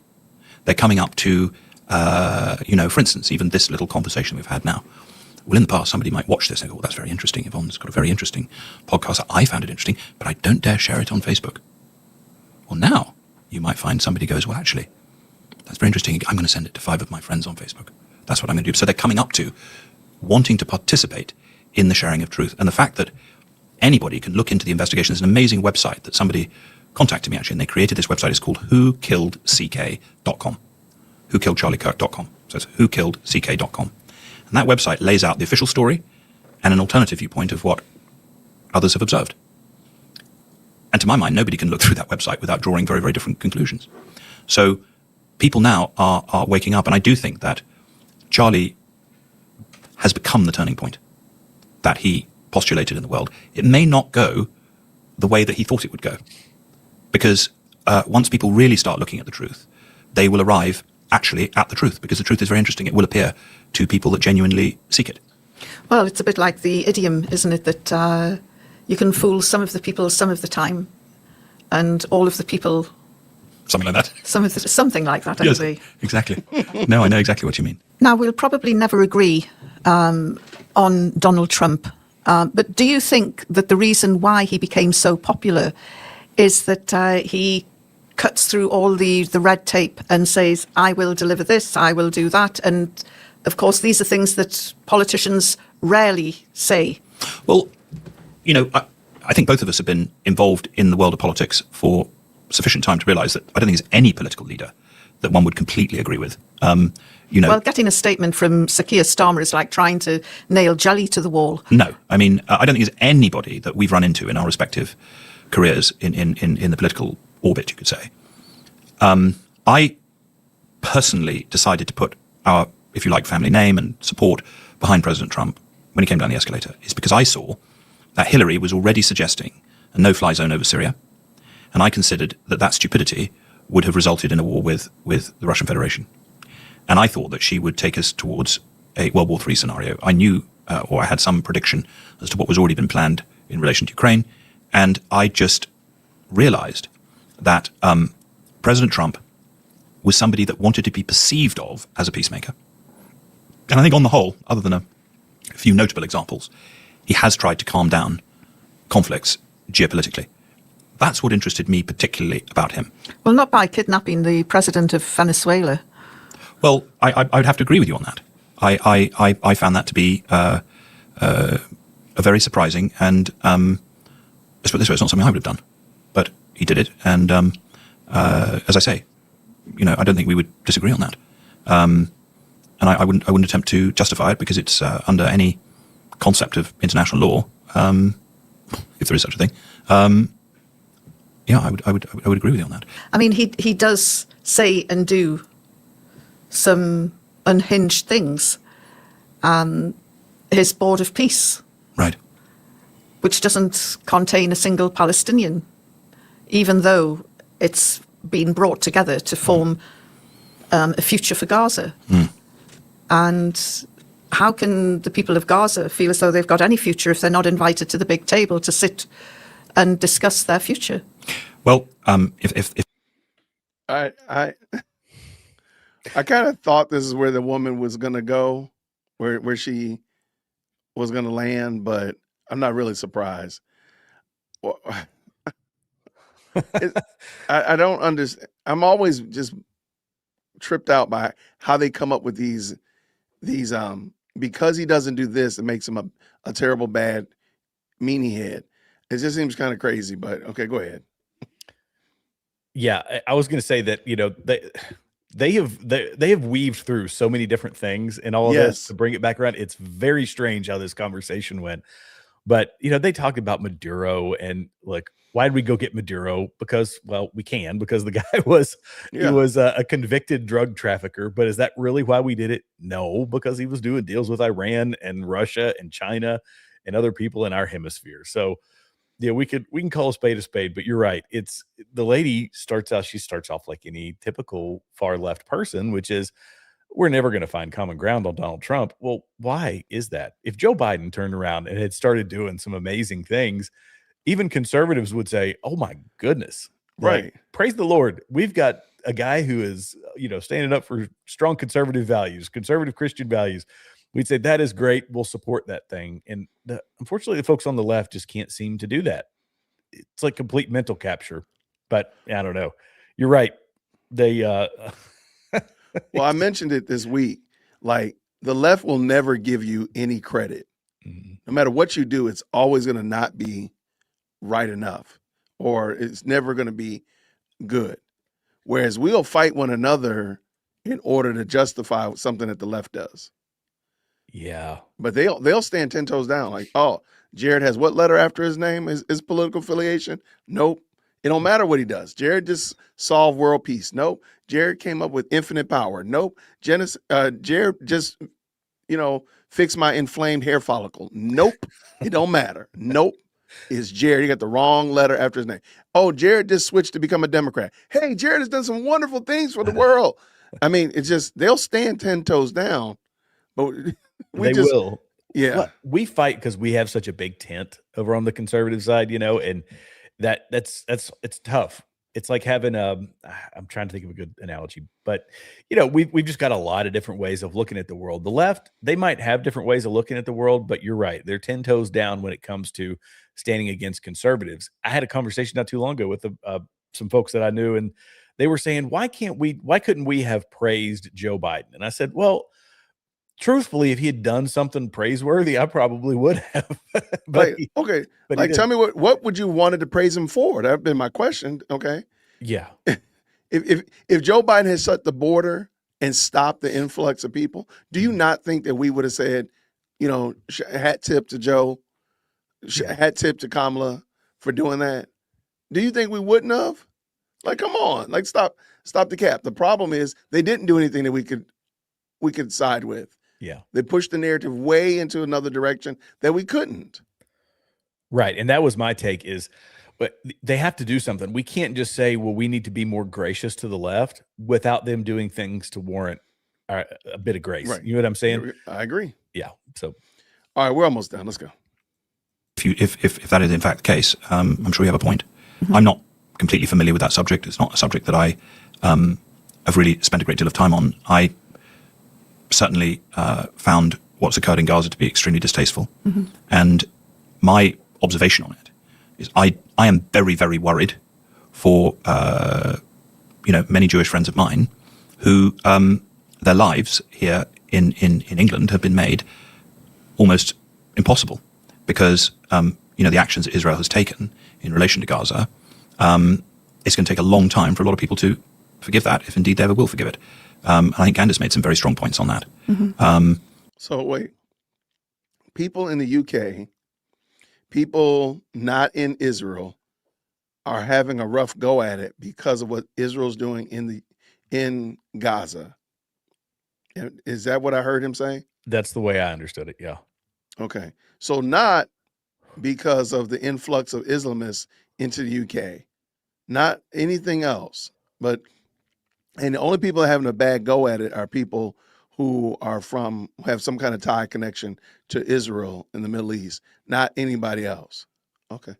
You're responsible for your own destruction, not responsible as opposed to your destruction being the responsibility or being taken place, or golly, I'm completely screwing that up. Taking place by the people who actually want to destroy you. Does that? Oh, got it. You know what I'm Okay. saying? It's their fault. Yeah. Right. It's their fault. This is such an interesting take. Okay, whatever. Yeah. And the idea of creating some type of sort of holiday resort there, I mean, I find that to be absolutely, utterly distasteful. I just think that some of the things that he said and done have been positive. You know, I will hand over the JFK who killed him files. I will hand over the Epstein files, except he hasn't. And people know that there's something rotten about these cases and they don't like being lied to. No. And How funny it is that I don't know when this was actually filmed. I heard him say 3 months ago. So that sounds like it might have been like December. They just uploaded it yesterday. So I apologize but isn't it funny that John Mappin is in the Epstein files and not and John Mappin is in the files, and he's got there's some questions that need to be asked of John Mappin. Yeah. But it's just odd it's comedy that he was in the files and he's over here talking big and trashy, and that's wild work. That's crazy work. Oh my goodness. so having somebody come in and promise to unveil this and expose that is like a breath of fresh air. Yeah, it is. It's a breath of fresh air if indeed he follows through on it. But he hasn't yet followed through on Epstein. He hasn't yet followed through on JFK. JFK. I mean, last I heard, I spoke to somebody yesterday who knows Congresswoman Anna Paulina Luna, who's quite an interesting young lady. Apparently, the files went to a judge. The JFK files went to a judge, and the point was we want these things unredacted, and he's making them go through 5 million documents before anything serious can happen with them. So the amount of work that involves. So they are being slow walked through as to whether or not we get them before the end of Trump's term. I'd be surprised. You've got to ask, well, why is that? Who do those files incriminate? And that is. That's a very good question, John, because your name is in there. That's it. It's funny that they've made the Epstein files and the lack of Epstein files, which again, I don't think that the way the administration handled it was the right way. If you said you're going to do it, you should have done it. You shouldn't have said all this dumb stuff that you did. And that was super foul. However, That's not his only. They make it sound like that's what he ran on as a campaign promise. Like he might have mentioned it, sure, but there's so many other things that were campaign promises that he's actually done. So making it say, well, yeah, he said he's going to do that. Oh, I don't want to look at it. Where about those Epstein files? What about those files? Like there's so many other things that he's done. And again, I admit, I think the Epstein files, either A, you should never said you were going to do it, or B, you should have did it. There shouldn't have been any kind of slow drag whatsoever. But now we know that they've already done it. So that's beside the point. But there were other things. And somebody asked, like, what? You're in the UK. Why do you care about what's going on in the United States? Everybody seems to, that's for sure. Right. Yeah. But go ahead. Well, I was going to say, with the Epstein files, it's been 4 million, and that's 4 million more that, well, 3.5 to 4 million. That's about 3.5 to 4 million more than we ever got under Joe Biden. So kudos to him for that. And he's, he says they're slow walking them. It is 5 million documents, and they have to redact them. I've shown an enormous amount of grace and patience with them because it was something I really wanted to see. I wanted some conclusion to come from all the Epstein stuff, but we've got more now than we've ever had before. They've done the redactions, a lot of redactions, allegedly for just the people that are victims. That's what they say. And yet, when one document comes out and it has some victims' names released or that showed them, it never should have happened, but it did out of 4 million documents. Yeah, you got to avoid that, but it happened, and yet so they jump all over him for it, as if, well, this is an example of just pure incompetence. It's the same perspective that the left would have on anything that a conservative does, and because the people making the biggest deal out of it are other people on the right who are furious that these names got released. So I get it. Right. It shouldn't have happened. It did. Again, I'm showing an enormous amount of grace for a federal government that I don't have a whole lot of confidence in. Right. But at least we're seeing more progress. And the same thing with one guy's name. A guy that was mentioned 4,600 times, Les Wexner, was mentioned in the Epstein files. And there was one page where he was redacted, and it was in, I guess, the bundle with the victims who were not redacted, who should have been. And they jumped all over it saying, you're trying to hide this guy from the Epstein files. Meanwhile, his name was mentioned 4,600 times in other parts of the Epstein files. Wow. So and this was Thomas Massie who brought that in front of Congress. And it's like, come on, dude, I got it. That within 40 minutes, they had it fixed, the problem fixed. So in under an hour, they changed the files that were redacted to show the guy's name. And they said, it's only because we caught you red-handed. They're just looking for any reason they can to, people on the right are looking for any reason they can to bury Trump and bury the populist movement, the conservative movement. I hear you. Yeah. All right, let's get this finished. Let's go. Shout out. Essentially, the big question that all these sort of exposés have, which is why I think that the role of a truth seeker and the role of these small little independent pockets of truth that you find in various different places on the internet have so much value. Truth has a funny way of working its way through a society, and word of mouth, of course, is a lot more powerful than people. Now, before we let you go, there is a mystery that you would like solving, and you mentioned family name before. Yes. John Mappin, you're part of the Mappin and Webb jewelry dynasty. And in the 1950s, there was an exquisite piece of jewelry called... Well, it's called the Mappin tiara, or more specifically, the Irene Mappin tiara. Yes. And I brought a picture of it for you, which perhaps you can put up on the screen. It was known to be one of the most beautiful tiaras ever made. It was made for my great-great-aunt, Irene Mappin, and it was a gift to my mother on her wedding day. What was amazing about it, it was the crest of it, it had 3 lilies, which it was sort of diamonds set in platinum or silver or something of that nature.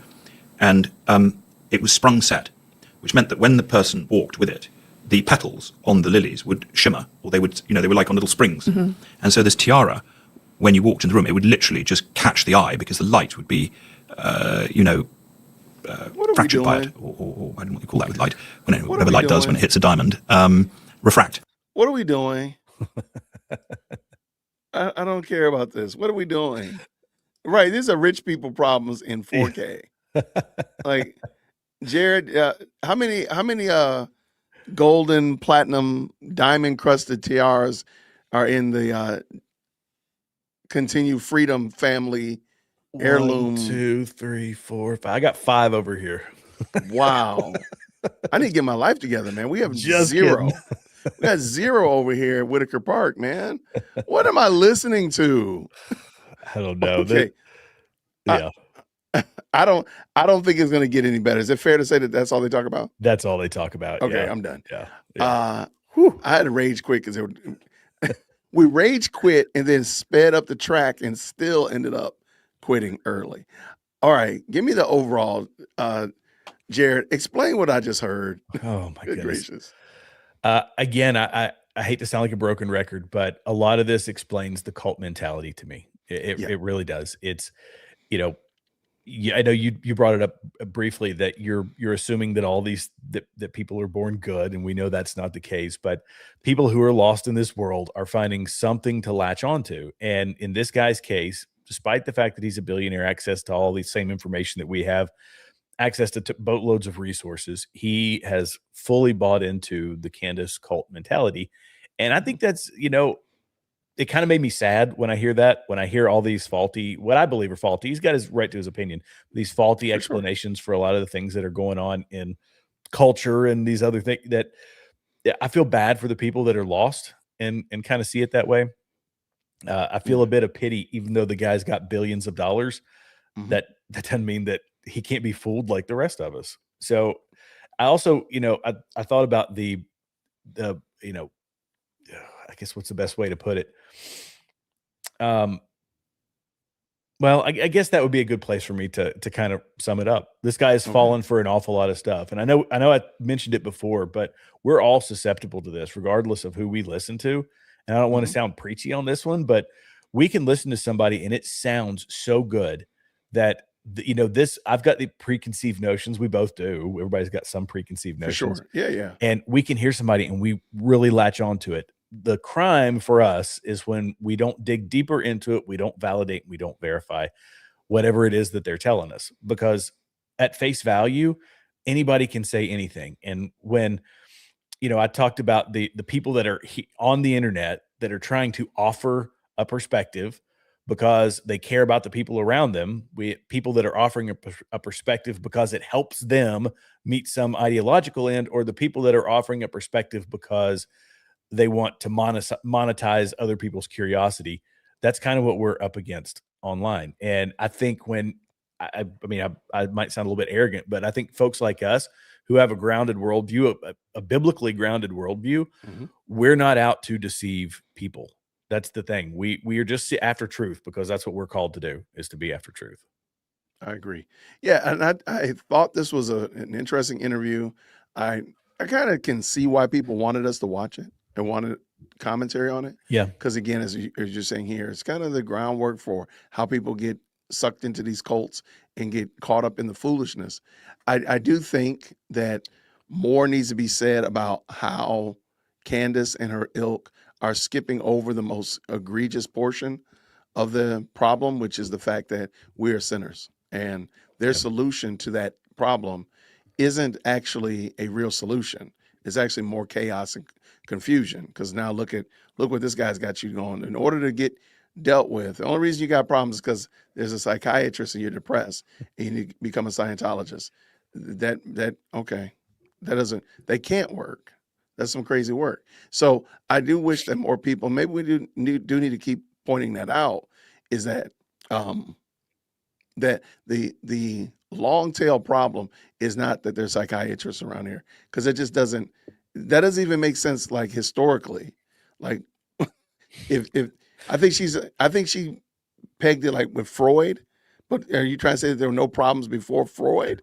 People weren't doing bad things before then? Like what are we doing here? So but people need to push back and ask those questions of her instead of just taking it on face value and letting her mind trick you into chasing after MK Ultras and Weapon X programs and just say, what you're saying doesn't work. It doesn't deal with the human condition. And your idea that the human condition is only problematic as far as psychiatry goes is crazy work.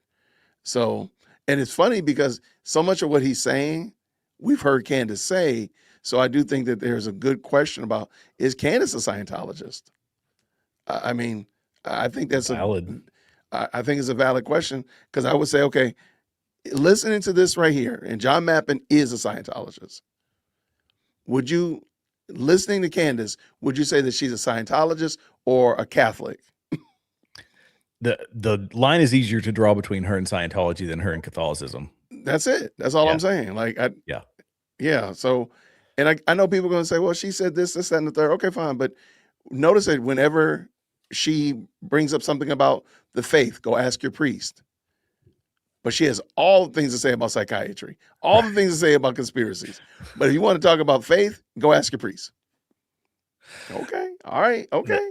That's an interesting point. That's very true. I mean, there's some people, and I will play devil's advocate on this. Some people that shy away from it because the ramifications of, spouting a conspiracy theory about MK Ultra are technically relatively low compared to the eternal resting place for your soul. Like, what, you know what I'm saying? So that's just me playing devil's advocate on that one. Well, what do you think?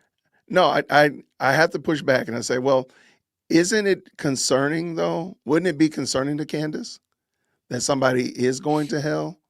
And if you had the solution in something as simple as explaining the gospel to them, God could possibly use your words to bring this person to saving faith? Yeah. I mean, I think but you want to talk about foolishness about Freud. And when it comes to this, you say, go ask a priest. right. But you profess that you have gone down this track. So why is it that you've gone down this track and you can't even tell me how you got here? Right. If you got there. If you got there. If you got there, like, you can't tell me that I prayed a prayer or somebody sat down with me and went through the Romans road with me or whatever.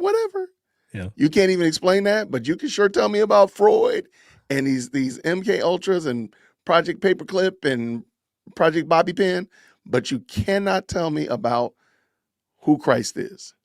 Okay. All right. Okay. But you're a Christian. Gotcha. I mean, that's valid perspective. That's valid. I just know people, I've known people that they're quite timid, especially if they're, because how long has she been a Catholic? You would as be long able as to she's answer been that. married. So, Okay. so however long she's been married, probably a year shy of that. But I mean, she goes to Catholic conventions. I've done reviews of her speaking at Catholic events. Yeah. And she's going to be at one in March. And again, all I know is John 10 told me, the guy said, look, I was blind, but now I see. Yeah, that's it. I'm just saying, like, she can't say I was blind, but now I see. Yeah. That's not a long testimony. I was blind, but now I see. 7-word testimony. She can't even give me a 7-word testimony. Okay. All right. Okay. I'm just being mean, I guess. I'm just being mean. Well, no, I'd use it all the time on my show. When I see somebody, the fruits, by their fruits, you'll know them. And that, what is being produced by that person? Is it individuals being, is it awoken? Is that the right word? Or people being, exposed to a new way of thinking and being like, oh, okay, well, that seems maybe a bit more reasonable. Or are they people that are becoming combative? And 9 times out of 10, the folks that are listening to her stuff, they're becoming more combative and not around some set of principles that, because I don't want to say combative. We should be fighting, I believe, this inside of this culture war, but they become aggressive and hateful and vindictive. That's not what we're trying to produce over on our side. It's fight in the court or fighting the culture war with better ideas and with a solid moral framework. She ain't doing that. There we go. And I just think it's interesting. I mean, I think people will come at me and tell me, oh, well, she says she's a Christian, this, that, and the third. Well, show me the fruit. What is the evidence of that? If you look at her live chat, if you look at her comment section, look at her X feed, like show me the Christian behavior that you would say, oh, that's Christian. Yeah. Okay. I'm just asking questions because, that's how we all start. Asking questions is fair game. Remember that. So I can just ask questions because Candace can ask questions. I'm just saying. You're right. No, that's it. I'm just asking questions. I'm just asking these questions, and we're going to do whatever we're going to do with these questions. Y'all, this has been fun. I appreciate it, Jared. Thank you so much, man. Thanks for having me on, brother. I appreciate it. Ain't no problem at all. I'm going to knock out these supers real quick and say thank you so much to these very kind people. What does MT say? Charlie brought nothing on himself. We read this earlier, but I'll keep going. He bought he brought Candace on his family by not denouncing her while here. I love him, but he was selfish in that regard. I don't know about selfish, but I do think he was definitely blind in that just how bad it would become. I don't think he had any clue. What does Rebecca say here with the 5? Have you heard about the leaked audio of Candy saying her and Charlie joked about marrying each other? Not sure it's real. I don't. I heard it. I had the exact same questions. Did you hear that video, that audio? I did not. I don't remember if I saw it on X. It's an audio clip. I don't know where it's from.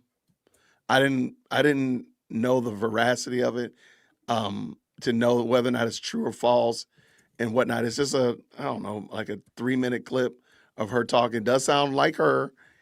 It sounds akin to her, but she's talking about her and Charlie were kind of joking about getting married, and they went to a bridal shop, and she tried on dresses and he tried on a tux. It just sounds like a very corny story. I'm sure everybody probably has a story that's very similar. Hanging out with a good friend. It sounds like something that could possibly happen. I didn't talk about it because I didn't know it happened. Somebody will probably put it in the chat or something, and I'll send it to you. But I'm not gonna play it because I don't know I don't know if it's true or not, and that's all Cantifa wants. Yeah. Shout out to MT again with the 5. A man just unalived his family, said he would go berserk if people speak out against the trans. So they would do that, but not take out Charlie. Ridiculous. That's a good point. His own family. Yeah. His own peeps. Yeah. MT said again, 30,000 plus unarmed civilians unalived in under 2 weeks in Iran is a humanitarian issue that John Mappin dismisses and Candace laughs about. I hate hypocrites. Yeah, Candace literally joked and said that people don't really want, it's not really a real protest. It's BB wants more land. I believe she said, she said BB wants more land, and that's why anything's going on in Iran.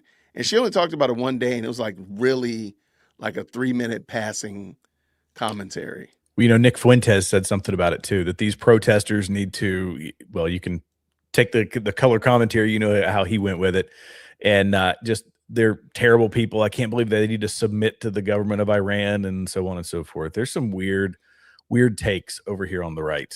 Yeah. Sarah, thank you so much for becoming a brand new member. I appreciate you. And Junebug has been a member for 3 months. It said, can we call Candace's Truth Candyland? From the 80s kid, from an 80s kid, I love it. She is definitely living somewhere else mentally. No, I totally believe that. I totally believe that. Thank you so much for being a member. I appreciate you, Junebug. What is this right here? What's going on? Look at this guy. Good to see you, Bronson. Thank you so much for following on through, my friend. What? That had to be all Candace's mind, and Charlie would entertain the idea of marrying her. Hey, I proposed the idea that Candace is going to say that her and Charlie were involved in some adult happy time. I still believe that's going to pop up. She's just going to say it. She's just going to say it. I know it's crazy, but it's going to be crazy work. Why not? Let me ask you this question. Why would she not? I mean, that to build the story, right? To build the story of how close she's still fighting that battle, that where she and Charlie were sitting when all this took place, where their relationship was. Yeah, I could see AI audio being leaked, that being the case, with you said you couldn't verify the validity or whatever of that 3 minutes. Look, that you can make AI audio say just about anything. I'm sorry. I believe she's going to say it. I believe she is going to camera on say it. Right. That's what I believe is going to end up happening, in my opinion. Boy, it'd certainly boost her viewership for a while. I mean, well, let me ask you a question. Let me put this. The Charlie Kirk that we know from the stage, the Charlie Kirk that Candace has successfully painted a picture of, are two different people. This Charlie Kirk loved Israel. This Charlie Kirk silently hated him. This Charlie Kirk was fiscally responsible. This one right here was willing to, and maybe possibly did, take bribes and did take money. I mean, she's painted a picture of a different Charlie. Well, this Charlie over here was all about family. This Charlie over here, I mean, she's painted a picture. She said that the Charlie Kirk lied to her face. Remember that? And that's why she quit. That's why she quit, because he lied to her face, but then go to the Hodge twins and say that she got fired. Yeah. So again, she's painting the tale of two Charlies. And I won't be surprised. That's all I'm gonna say. That's such a valid point. And it's, she's kind of trifurcating it by pulling Erica Kirk out and making these other conspiracy theories about her. So it, as opposed to, she's weaving quite a complex story. And that's why I think things like her going on the Hodge twins and saying something completely different than what she was saying on her show is it's hard to keep track of lies when you've told so many.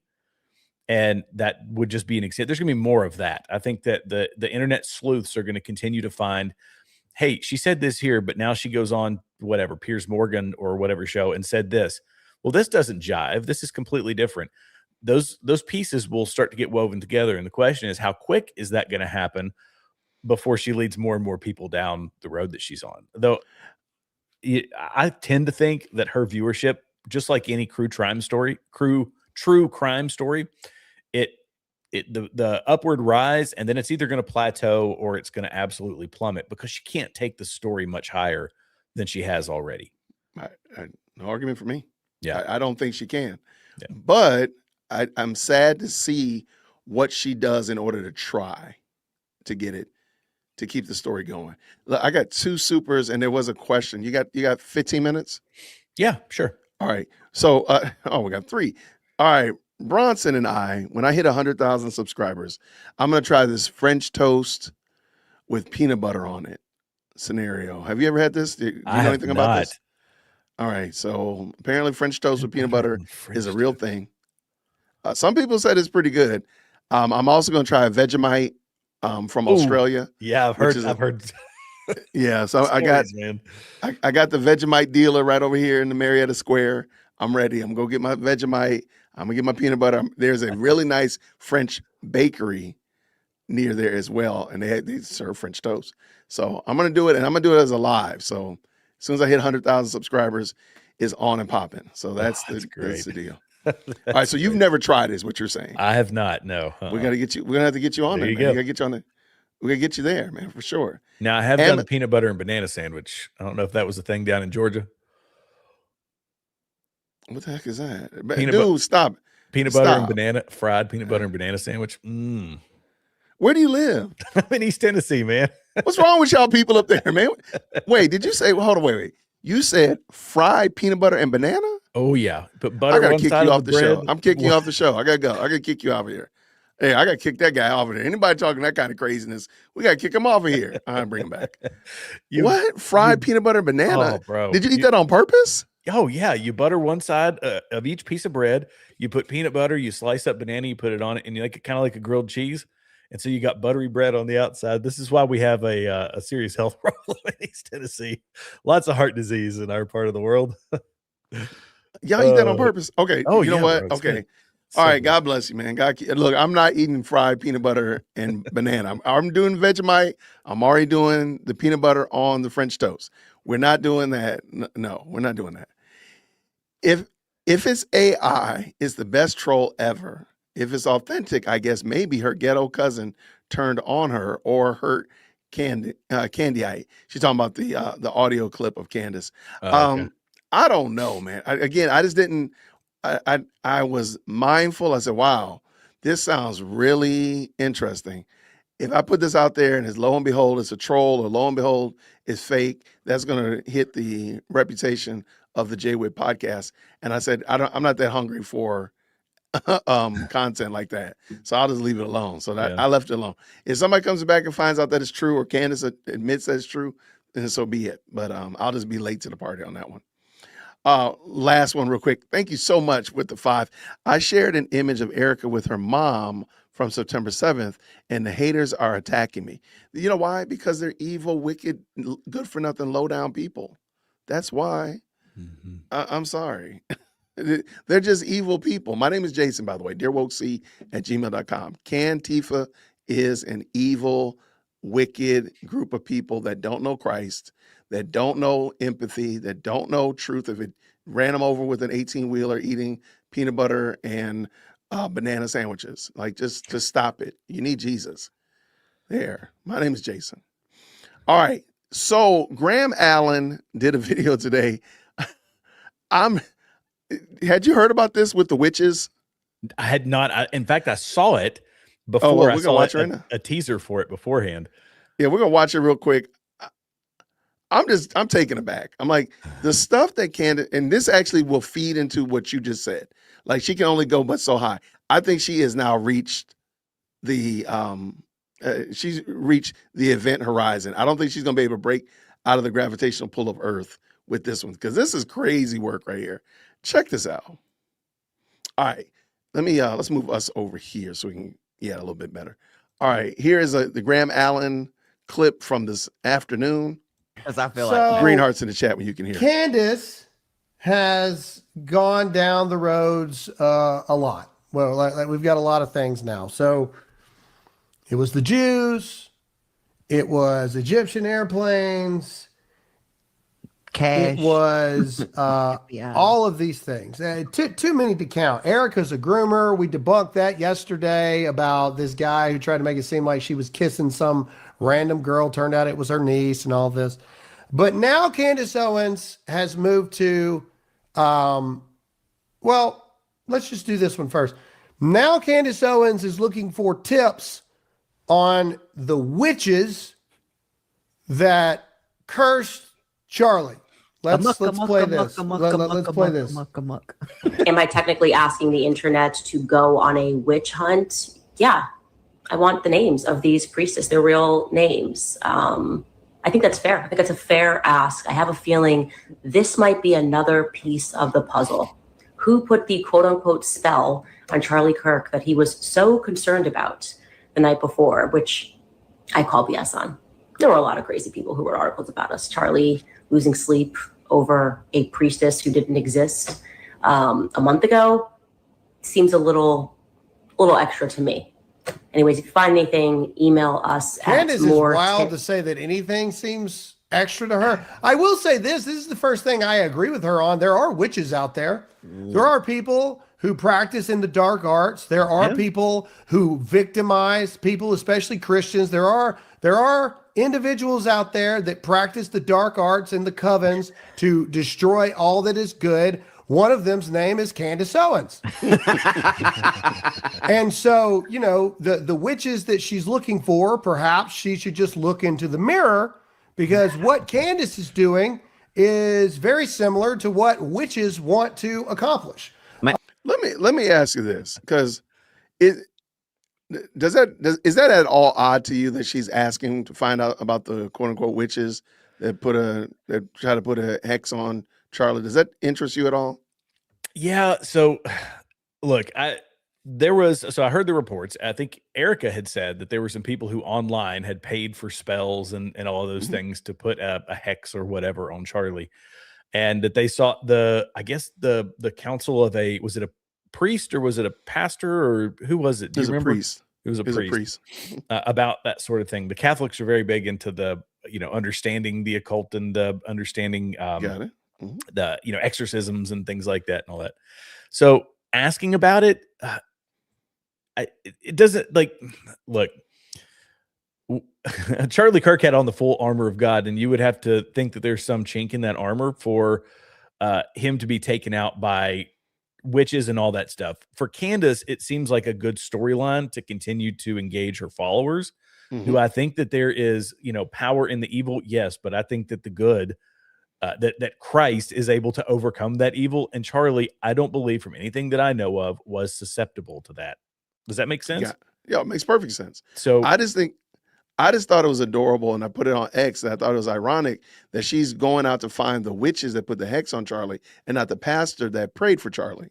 Like, why would you even want to dibble dabble with somebody that's putting hexes on folk and to such a nature? Because this is what's going to happen. She's not going to be able to find them, and she's going to say that the story isn't true. And so she's going to say, well, see, I can't find the witches, because it doesn't matter.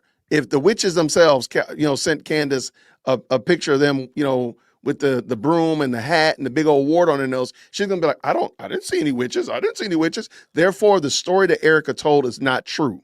And the reason she called the priest over there is because they were fighting about their marriage. That's why the picture was gone. That's why little Gigi was awake. That's why Charlie didn't have his ring on and he was sleeping on the couch. There you go. I think you have learned the Candace Owens 4D chess moves. You're like, Right. what's the famous guy? Oh gosh, his name just left me. Famous chess player that plays right now. I don't know. Oh, dadgummit. I'm not that good at chess anymore. I'm not either. But anyway, yeah, you're playing the 4D chess. That makes sense because the witch could come out, whoever this witch is. She's never going to find him. She's never going to. No. She can ignore him. Oh, it wasn't credible. That wasn't credible. Whatever. Right. Or if they come out and say, yeah, we didn't put it. I'm a witch and we didn't put a hex on it. Then she goes to say, see, I talked to the witch that said they didn't put a hex on them. As if that's.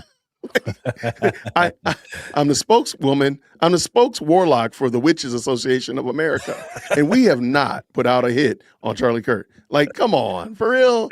Like, this is no matter what, she's going to win this argument, is what she's doing. Yeah. But okay, let's finish this up. I just thought this was wild.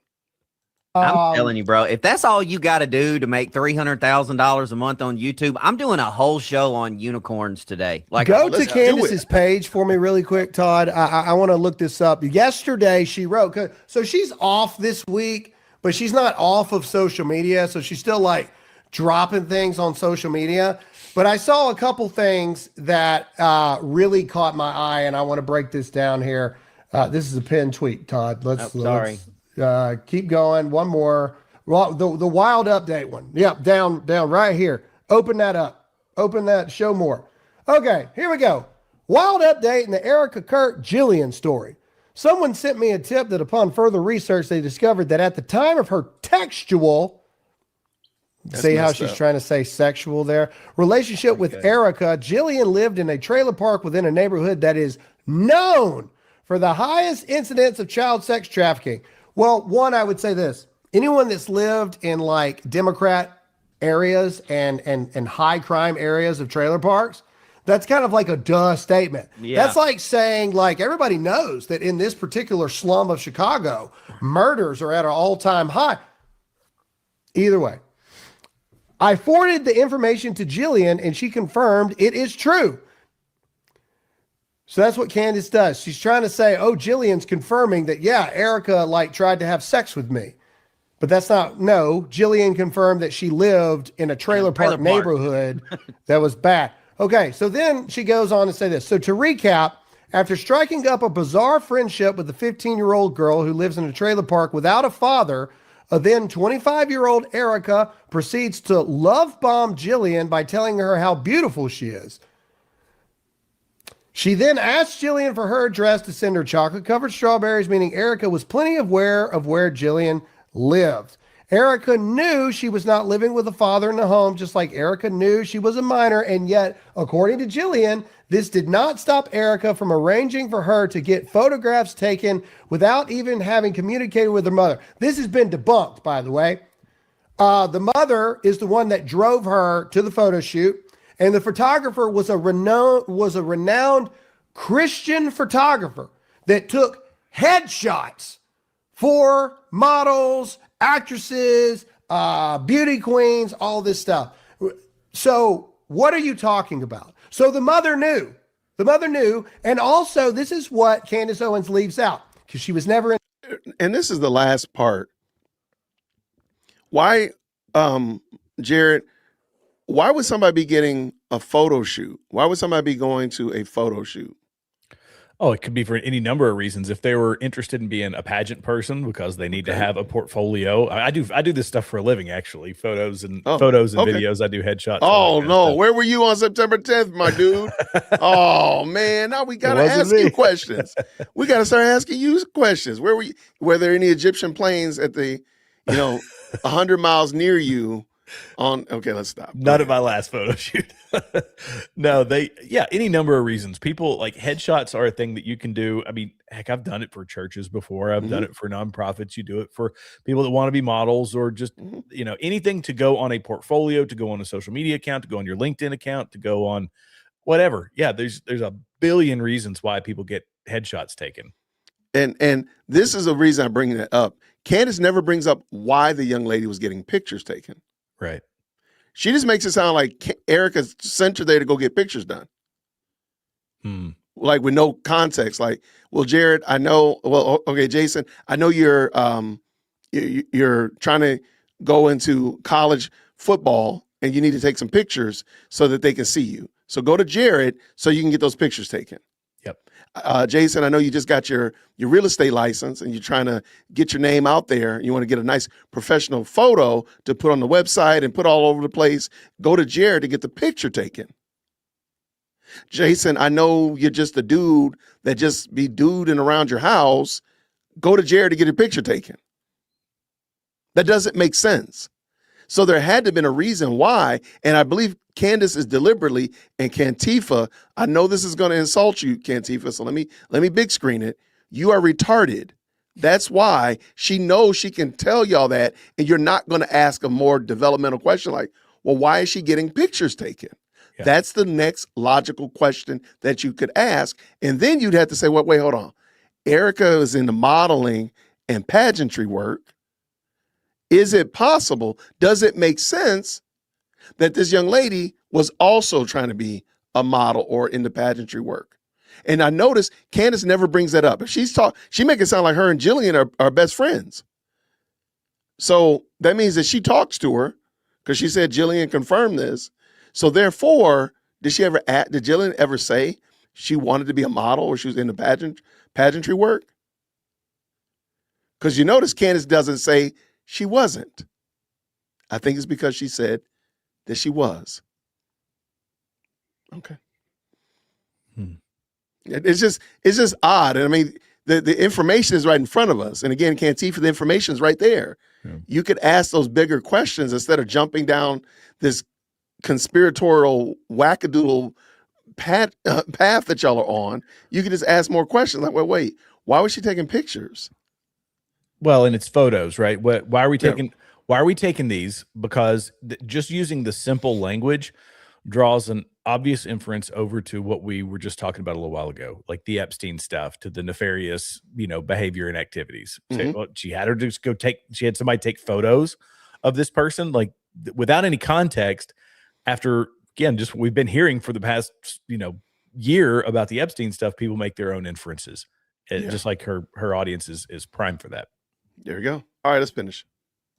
A beauty pageant. She was never a beauty queen. Sorry, you weren't Miss Arizona, Candace Owens. But this type of culture is actually very well known. This mentorship type of culture inside of the beauty pageant world and things. You got a young girl. How is this any different than like having like a big brother, a big sister at what's it called? The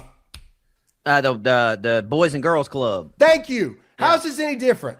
Yeah, how? It's not. I was a baseball coach, a youth baseball coach, before I even had kids. Like in the community me and Graham grew up in, and I had these kids at my house all the time, like all the time. It's just I was a man. A lot of the kids in the community didn't have dads at home, and man, I mean, I was there. I was there as a mentor, as a role model, as their coach.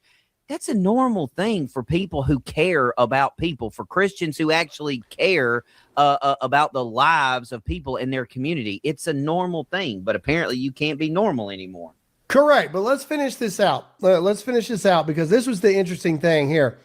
And then, of course, I believe that this was a shot at me here without it being a shot at me. Any person defending this is demented.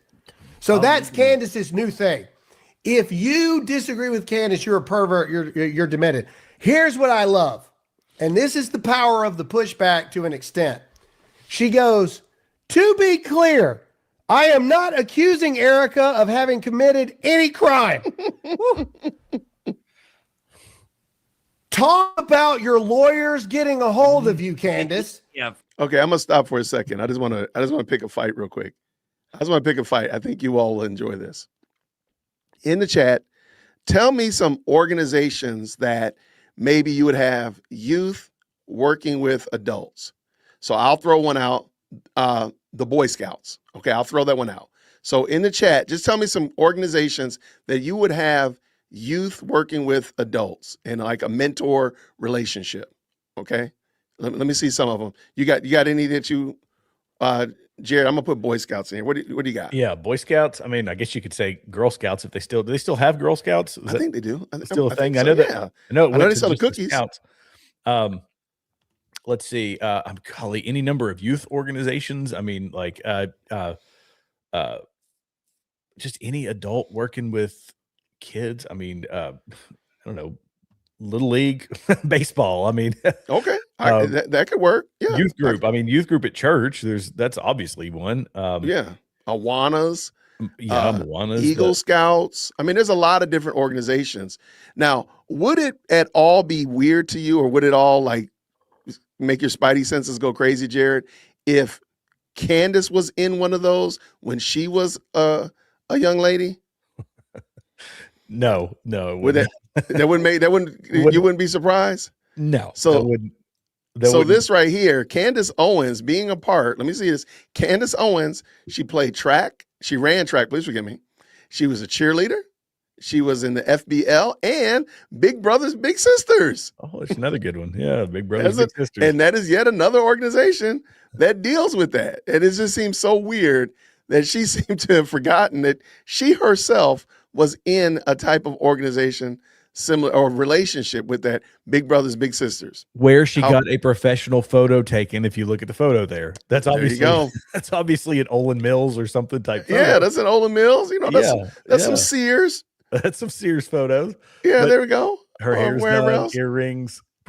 She's got professional lighting. It's shocking that still happens today. You know, right? It's just funny though. I mean, like at some point, and that I really believe that the irony of Candace's, the duplicitousness of it, of the fact that she'll say something and she herself has been doing it. Yeah, is that right there is just that's some crazy nasty work. All right, I'm gonna finish this up. I just wanted y'all to see that. I thought that was adorable. I don't know why my chat has been slow. Campfire, that's right. I remember that. What was it? Somebody said the Campfire Kid, YMCA. There we go. Oh, there's another good one. Yeah. Yeah, my cheerleading. Yep. Boys and girls clubs at school. Yep. Absolutely. Oh yeah, all the clubs at schools. We had a ton of them. Yeah. So that's what I'm saying. Like, but I've mentioned this before. Like, Candace isn't willing to be gracious to somebody and just say, you know what? I'm not going to assume. Like, for example, Jared, I was tongue in cheek asking, where were you on 9/10? Okay. I don't really believe by any means or measures that you had anything to do with that. Okay. Yeah. And I don't need to know more. You just said I wasn't there, and that was enough for me. That's fine. Come on, man. Just stop, Jason. Candace wouldn't take that though. She's like, no. I need to see some metadata. I need this, that, and the third, and all this other stuff. No, you don't. Like, but I can be gracious and say, you know what? I feel 100% confident Jared had nothing to do with it. I'll put all my money on that. Right. But no, she won't do that. And she won't give you any kind of wiggle room, any kind of like graciousness and say, yeah, that doesn't even make sense. Well, it's you make a claim that is an outlandish claim and then say, because I've got millions of people who say that what I just said is also true. There's now millions of people who are coming for you. And if you don't give me what I want to prove your innocence in my court of public opinion, then you are guilty. It's as good as you being guilty. This is that's how the whole thing works. Make any accusation you want. And if you don't provide the evidence that you're not guilty of the thing that I say you're guilty of, then you're guilty. No, that's crazy work. All right, let's get done. All right, let's get done with this, guys. Let's go. For real. Talk about your lawyer saying we are about to freaking leave if you don't start fixing this crap that you're doing. To be clear, I am not accusing Erica of having committed any crime, but this is what she does. But I am saying that questions need to be asked because it is my strong opinion, because see, she can't get sued for an opinion that it is utterly impossible that Erica continues to have proximity to people, places, and organizations accused of child sex trafficking.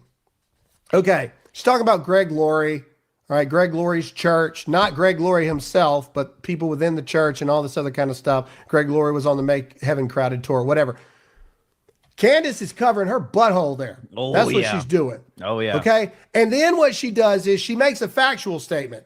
I am not accusing Erica Kirk of any crime because she knows Erica didn't do a crime. But what I am saying, it's my strong belief. It is my belief that this is bad. In other words, she's telling her cult followers, go out, seek out, destroy her. I'm just This is asking what cult questions. leaders do. This is what cult leaders do. Mm-hmm. And it's despicable. Because on top of everything else, Erica Kirk released a video yesterday. Many people don't know this, but Erica Kirk's mom is not well.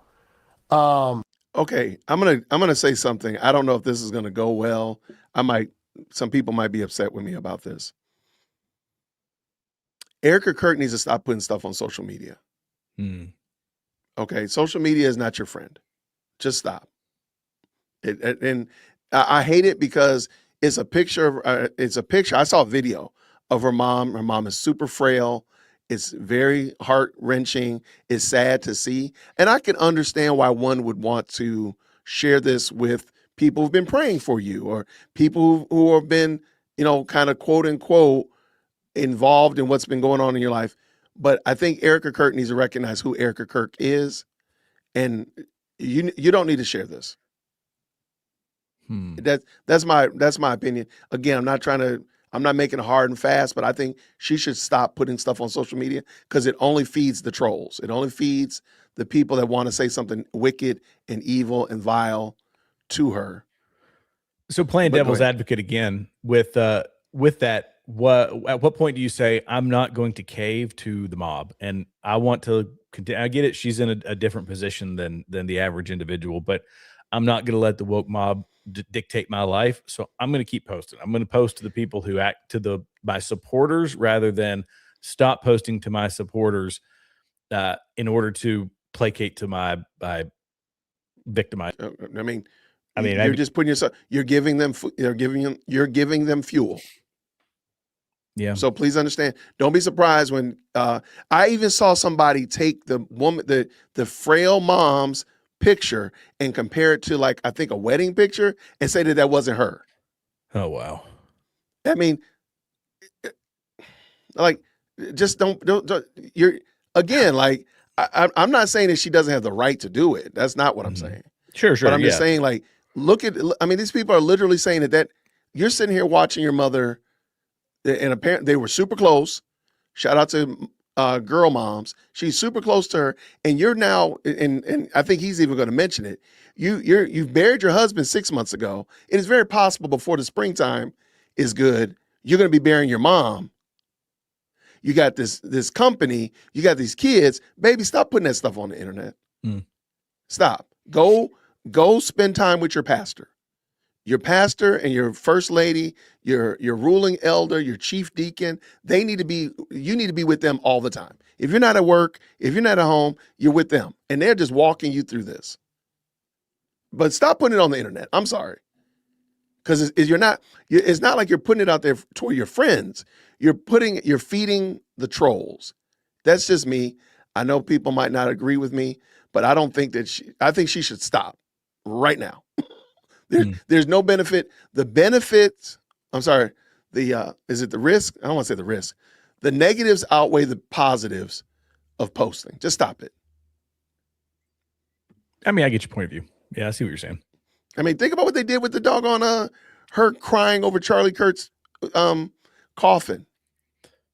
Yeah, but I mean at the same time, will that ever stop? Because this is a kind of a runaway train that's being created, and it's never really going to end. No, that's fine, but you don't have to keep throwing logs into the engine. Yeah, let the train. Okay, it's fine. The train is going to keep doing what it's doing. It's a crazy train, but you don't have to keep throwing fuel into it. Shoveling coal into the engine. Just it's a crazy train. We don't know what to do with it, but I'm going to at least not give them content. Because Candace has non-10 at the current moment, unless somebody says something to her. If that tip line doesn't give her something, she don't have anything. Yeah. If Andrew Colvett stopped texting her, she don't have anything. Okay, let me stop. Because I think Andrew be doing the most too, in my opinion. And so just go down. We don't need to read this. Just go down. It's not a video, it's a picture. This is Erica Kirk's mother, who is very sick. They were comparing the woman's nose to like a wedding picture or something when she was, very healthy and strong, and saying that this woman is not her mother. Wow. That's evil. The video showed her children like pushing her mother around in a wheelchair and all this. Erica says this: the strongest woman I know, the woman who raised me to love Jesus first and fear nothing else, the woman who taught me that the high road may be narrow and lonely, but it is never empty, because that's where integrity walks. That's where character is formed. That's where God does his deepest work, in the silence of the journey. You poured everything into me as I was growing up, and now in the sacred turn of seasons, we pour everything into you. I can't explain it other than it feels like watching legacy in motion. They are blessed beyond measure to call you Nana, and I am blessed to watch them love you and to see you in their little hearts. The reflection of Jesus is one of the greatest honors of my life. This, to me, in these little moments, is what generational faith looks like. This is what love poured out produces. I love you, Mama, today and always. We've got you. Heaven and earth are cheering you on. Keep going. Here's the reality. Erica's mother's very sick, and this poor woman, her husband was assassinated in arguably what is the worst publicly viewed assassination in modern history. Never have we ever had 36 different angles with millions of people publicly showing exactly unedited what happened in this public execution. So she's got that. Now she's inherited a 1,000-employee company that also happens to be the biggest grassroots organization in the entire country for trying to save America. She's now being subjected to the most horrific attacks from the most evil woman on the planet and all of her cult Canaanites. Now she's got CNN doing documentaries about how her husband was a Christian nationalist, and his memorial sparked the moment that Christian nationalists took it too far. She's also dealing with the fact that she's probably going to lose her mom at some point. Mm-hmm. And that right there, it just gives me that much more love and appreciation for Erica, because she is having the worst year of any human being on the planet. Her husband was murdered. Her mother is dying. She's got these kids by herself, and she is still going out there every single day trying to help somebody to make an eternal decision. If that's not God, and if that's not the reflection of Jesus, I don't know what is. Because most people would be crushed and gone right now. No, and I agree. And I think it is case to the point of the character and the biblical Christianity that Erica Kirk is representing. And to everyone that attacks her, I got nothing for you. All right.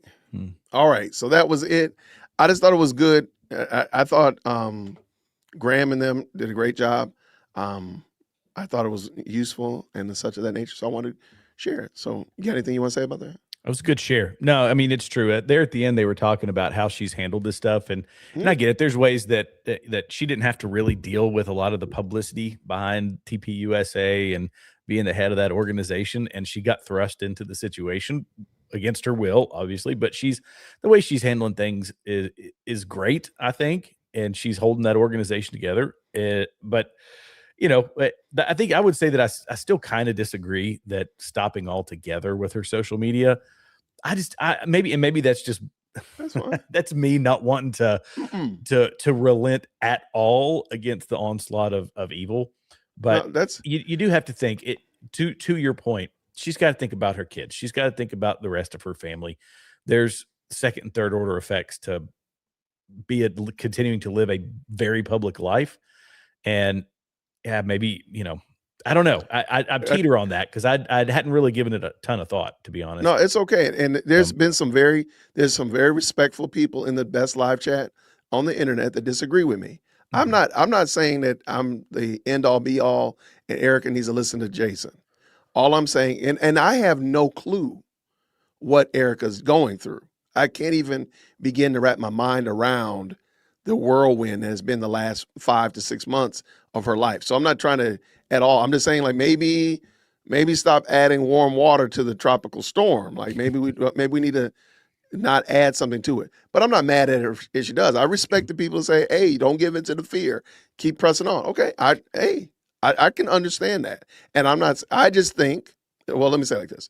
I'll speak on my behalf. If this was Jason, I feel pretty comfortable. I probably would have stopped posting. Yeah. Just for my own sanity's sake, so that I can wrap my mind around the new reality. I don't understand the new reality, and then to have these fools taking the small thing that I say about my loved one that's passed on and use that against me to create a narrative that something crazy. The only reason they have it is because I said it. Like, yeah. Like the only reason they tell anything about the witches is because Erica said it. And you see what she did with that. Yeah. So that's all I'm saying. I'm not trying to say that it's wrong. And again, you don't have to agree with me. And I'm not hard and fast on it. I just feel like maybe just take some time to wrap your arms around and your mind around this new reality. Because it's not something like, oh, let me go take a nap and I'll wake up and everything will be back to normal. Right. That's never going to happen. Yeah. And so again, like it just seems to me, like she might be chumming the water a little bit too much and creating more of the problem than she realizes. Yeah. Well, and I think that the advice you gave, maybe she would watch this show and she would hear it. And I hope that she is getting with the people in your church, your people that are advising you spiritually. That is so critical. I tend to believe she's probably doing that. I agree. I think she probably is. I think she probably needs to do it more. Yeah. I can't imagine.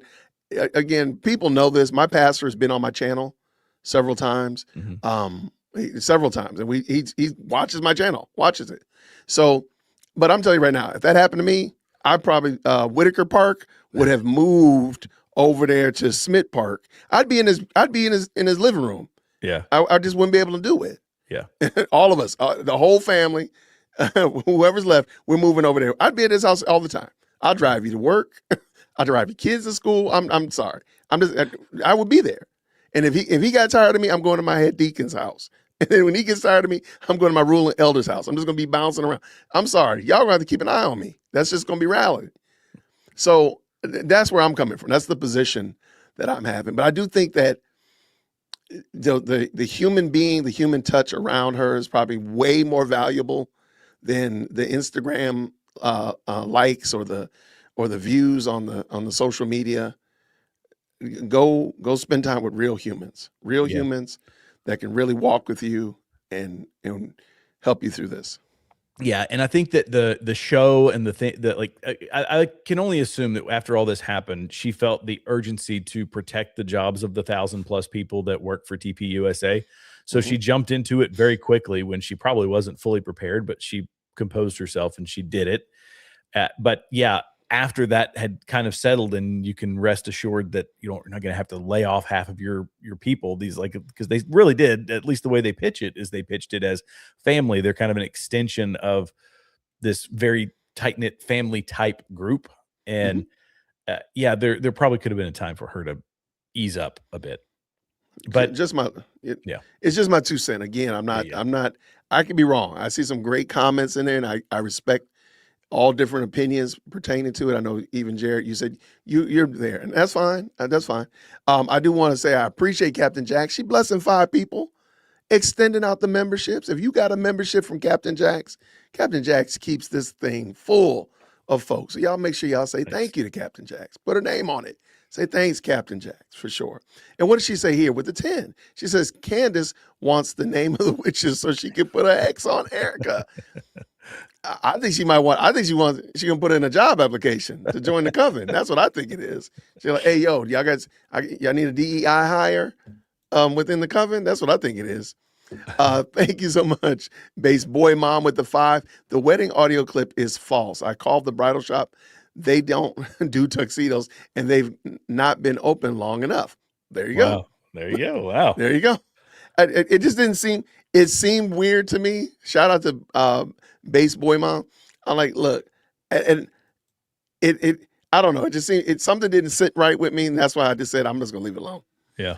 But and then Phantom, he's been a member for 5 months. There we go. He says if the video about Candy and Charlie Kirk is true, that would confirm Candace Owens is as the boiling bunny. I don't know if you know this. We've been calling her Fatal Attraction. Remember Fatal Attraction? I don't think I ever saw Fatal Attraction. Okay, Glenn Close, wasn't it? Glenn Close and Michael Douglas, and he had an extramarital affair, but the woman was crazy. Yes, and she ended up breaking into his house and taking his kid's bunny rabbit and making a soup out of it, so to speak. So that's why we say that she's boiling bunny, and will undercut her intentions. I doubt, but hope Candace Owens claim Charlie Kirk hit.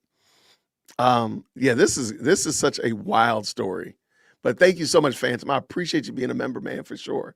Thank you so much. All right, Jared, that was wild, man. That's a good one. I enjoyed this. Yeah.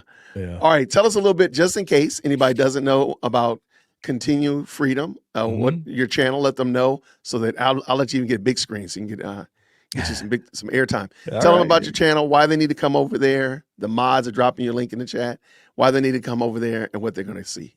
Yeah. So when you come to Continue Freedom, just a brief backstory about me. I spent my early years in the military and then came out of the military, went in the civilian world, a small business owner.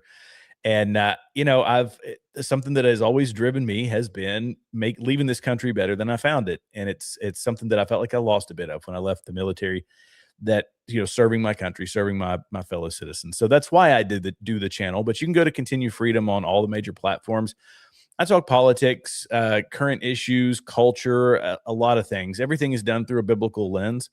And, I think that we're really in a fight for, I guess I would say, the fabric of our nation, the morality behind a lot of the decisions that are being made in this country, things that are affecting our kids and family and all these traditional values that have just been eroded over time. And while it's a small part that I play in helping to fix those, I'm still going to continue to play my part. And right now that's on my channel. So I love doing it. I enjoy it. I get to meet awesome people like Jay Witt. This has been fantastic. I do a live stream, by the way. So I try to live stream for about an hour and a half whenever I do one, usually about 3 or 4 nights a week. And yeah, I enjoy it. I enjoy the interaction, being part of a community, building a community. I know Jay Witt's been doing this phenomenally well for a long time. And, I just want to be my little piece of the internet. So I appreciate you guys hanging in here and watching the show. I appreciate it if you'll come over and subscribe. I'm on X, Rumble, all the social media platforms at Continue Freedom. I love it, man. There you go. So what you're saying is you don't do 5-hour live streams? I rarely do, man.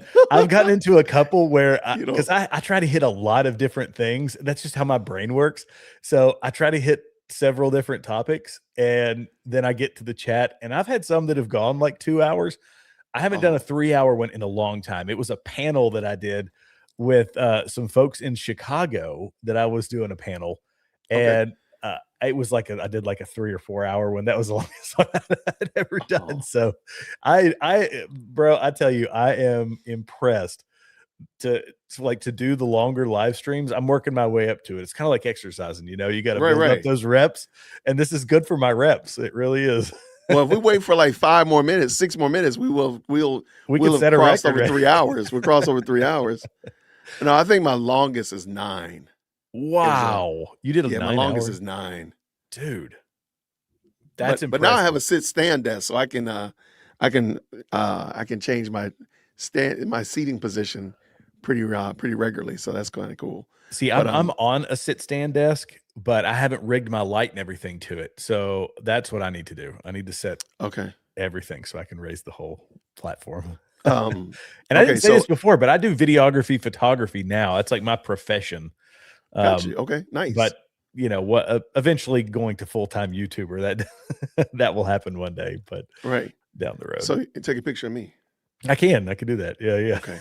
When you need headshots, Jay Witt, just let me know. I need to get some headshots. I do need to work on my headshots. Next time I'm down in the ATL area, I'll hit you up and I'll bring lights because I got family that's down there. So say less. I have mounts for lights to your desk. Oh, there you go. And anybody knows me, I got several of them. As a matter of fact, you might want to send me your email, send me your address. There might be something in the mail tomorrow. Hey, there you go. I'll send it to you. Yeah, I do want to see the desks that you have and the lights because make sure these work. But yeah, I have a lot of Elgato products. I have a lot of Elgato mounts, and I Elgato's use great. Elgato lights as well. So they work out quite well. But Yeah, it's such a seamless ecosystem. You can control anything love and it, everything. yes. I have lights out the yin yang. I've got so many dadgum lights and sure you cameras do. and all that stuff. It's ridiculous.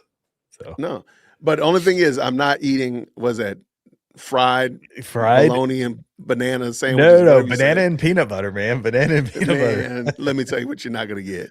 It You're is- not going to get your guy to eat that. Now, Come so on. you can Don't- leave that up there don't knock in it, man. East Tennessee. Leave that on up there. But no, we good. We're good over here. What we got here? Jack says this was the 10. You two should do more together. This was great. Well, okay. I'm Well, game now whenever we you know. want to. There you go. Absolutely. Absolutely. We're trimming back our Candace marathons every day. So we're she's supposed to be back. This has been a glorious week. Let me tell you this. This has been a wonderful week. But when she comes back next week, we're gonna probably trim it back some because it's just kind of like the same old thing, same old hat. So I might maybe I'll reach out to you. We'll come up with some way. Maybe we'll do something fun or whatnot. But I'm probably not going to do the 2-hour Candace show anymore. At least maybe it's gonna be spread out a little bit. For everybody's mental health, that's usually the best. You know, we were kind of talking about Right. it. It's So this is a question for you, Okay. Jared. What times do you usually do okay. live? And one, Megan's been on. I think Megan, I think you've been on my channel before. I think I remember you from the chat. But yeah, I have a crazy schedule, so I have. Without getting too deep into the weeds, other people kind of control a lot of my time. So I try to do it at 6:30, and I usually go till 7:30 or 8. That's usually what I do. And Is guaranteed that Central days- time or Eastern? Wait, Eastern time. Eastern, yeah. Yeah, it's all Eastern. Okay. The usual guaranteed days are Thursday, Friday, and Saturday. I try to sneak in a Tuesday, a Wednesday here and there. And I know that's so unpredictable and it's terrible for the algorithm, but it just never fails. Somebody, hey, Jared, we take care of this? Can we do a call? Can we do this? And I say yes. And then it takes me into the later parts of the evening or whatever. So yeah, that's the best I could tell you guys. And I tell this to my subscribers. Most of them know that they don't get the notifications either. So I'm sure your people are having this problem that It's YouTube. it's YouTube. They do not like us because of our worldview. So I'd say That's if right. you haven't heard from us in a while, check in every now and then. Just pop in. Just pop it over. Just Check pop it. in. When Holler you at your open up boy. YouTube, holler at your boy. That's right. Yeah. No, I agree, man. And we could have like a 2-day conversation about the whole shenanigans with YouTube and how they do or do not push out content. We can talk about that forever. Yeah. But yeah, I think the best thing to do is, just check on us every now and then. Yeah. Put us on a regular rotation. See what Jason's doing. What's Jared doing? Yeah. There we go. I'm trying. I'm working very hard, guys, to get a consistent live because my what I crave is I crave my audience's interaction. Like that's just like Right. I like to hear what they're thinking, their thoughts and opinions, and let them, and I know you do the same. It's because this Yeah, this for doesn't sure. happen. There's no point in doing this if you're not building a community, hmm and engaging with some great people out there. So arming them. I agree 100%, my friend. I Yeah. agree. Yeah. What? Wait, I saw pizza on here. Wait, now we're putting honey on our pizza? Okay. Y'all, okay, come on. Okay, now we need to step away. Come on. We got to step away from the interweb. We got to go. I've This- heard now of we- hot honey on pizza that it's good. Hot honey on pizza. Have you ever had hot honey? No, I'm just trying to think. Like, Okay. I can't imagine what that tastes. No, we got to step away from the internet, y'all. Let's all go outside. I don't care if it's dark, it's raining, snowing. Let's all go outside, find some grass, walk around, do something. No, man. No. Honey on pizza. What are we doing? Oh, Oh, my that's- gosh. That's pretty funny. I've never tried it, but I've seen people on the internet do it. They say it's not Kuzo's hot honey. But I've got some hot honey and it's really good. But I couldn't. Yeah, I imagine can it see that like pizza. on chicken, but like on pizza, this seems odd to me. And then she just said honey, so now I'm thinking like just plain old honey on pizza. Yeah, I'm gonna pass on that. What do you think? You get the sweet, you get savory, you get all the flavor profiles with that. I don't know. I'm old, man. I don't need to be tricking my taste buds, making my taste buds go crazy. Y'all already trying to get me this peanut butter and French toast, and I'm kind of worried about this Vegemite. So, but that's okay. When I get this 100,000, we'll just do it. But okay, y'all messing with your boy. All this talk about food though it makes me hungry. I'm on carnivore, man, and so I'm trying to cut some pounds. And I've been eating carnivore. I'm like, honey, to my wife, you got to quit bringing chips into this house. Right? What are we doing here? Get that away from me. I can't do it. I love it. No, I'm right there with you, my friend. All right, Jared. Thank you so much, man. It's been a lot of fun. Absolutely, man. I appreciate the invite. All right, let me see what. Hold on. Hot honey on pizza is crazy. There you go. Okay. Somebody that's tried it. It's amazing. Yeah, we tried it. I can't. We're not cultured, Jason. That's our problem. Is we're not cultured like these people are. We're not cultured. These people have a much more refined palate than exactly what I have. That's what they're saying. Yeah, they're telling me, man. They're saying, Jason, you haven't come up to the higher echelon of the YouTube suburbs. You need to come on up to the YouTube skyscrapers. We're more posh up here. We put hot honey on fried chicken. Yeah, that's what I understand. Like I understand that. But yeah, we're wild, man. This is crazy. Honey butter. Oh, okay. We got to go now. We're really wilding out now. On an egg sandwich. We are wilding out up in here. Like this. What? This whole entire thing is lost the plot. Honey butter's amazing, but honey butter on an egg sandwich. Ooh, that sounds different. Yeah, I don't know about that. Interesting. I'll eat just about anything. I don't know if I can go there. Yeah, I'm gonna have to pass. I don't know. I'm still passing on the bananas and peanut butter. So I gave you a hard time for not eating the bananas and peanut butter. I'm gonna have to try honey butter on an egg sandwich. You got honey butter in the house? You just make it. If you got honey and you got butter, just okay. Yeah, you literally just melt the butter, mix it in with the honey. It softens up a bit. Drizzle it on whatever. Ooh, make your toes curl. Okay, all right. Well, what you do? Report back. Let me know. I'll let you know. I got to go make some egg salad. Y'all are wild.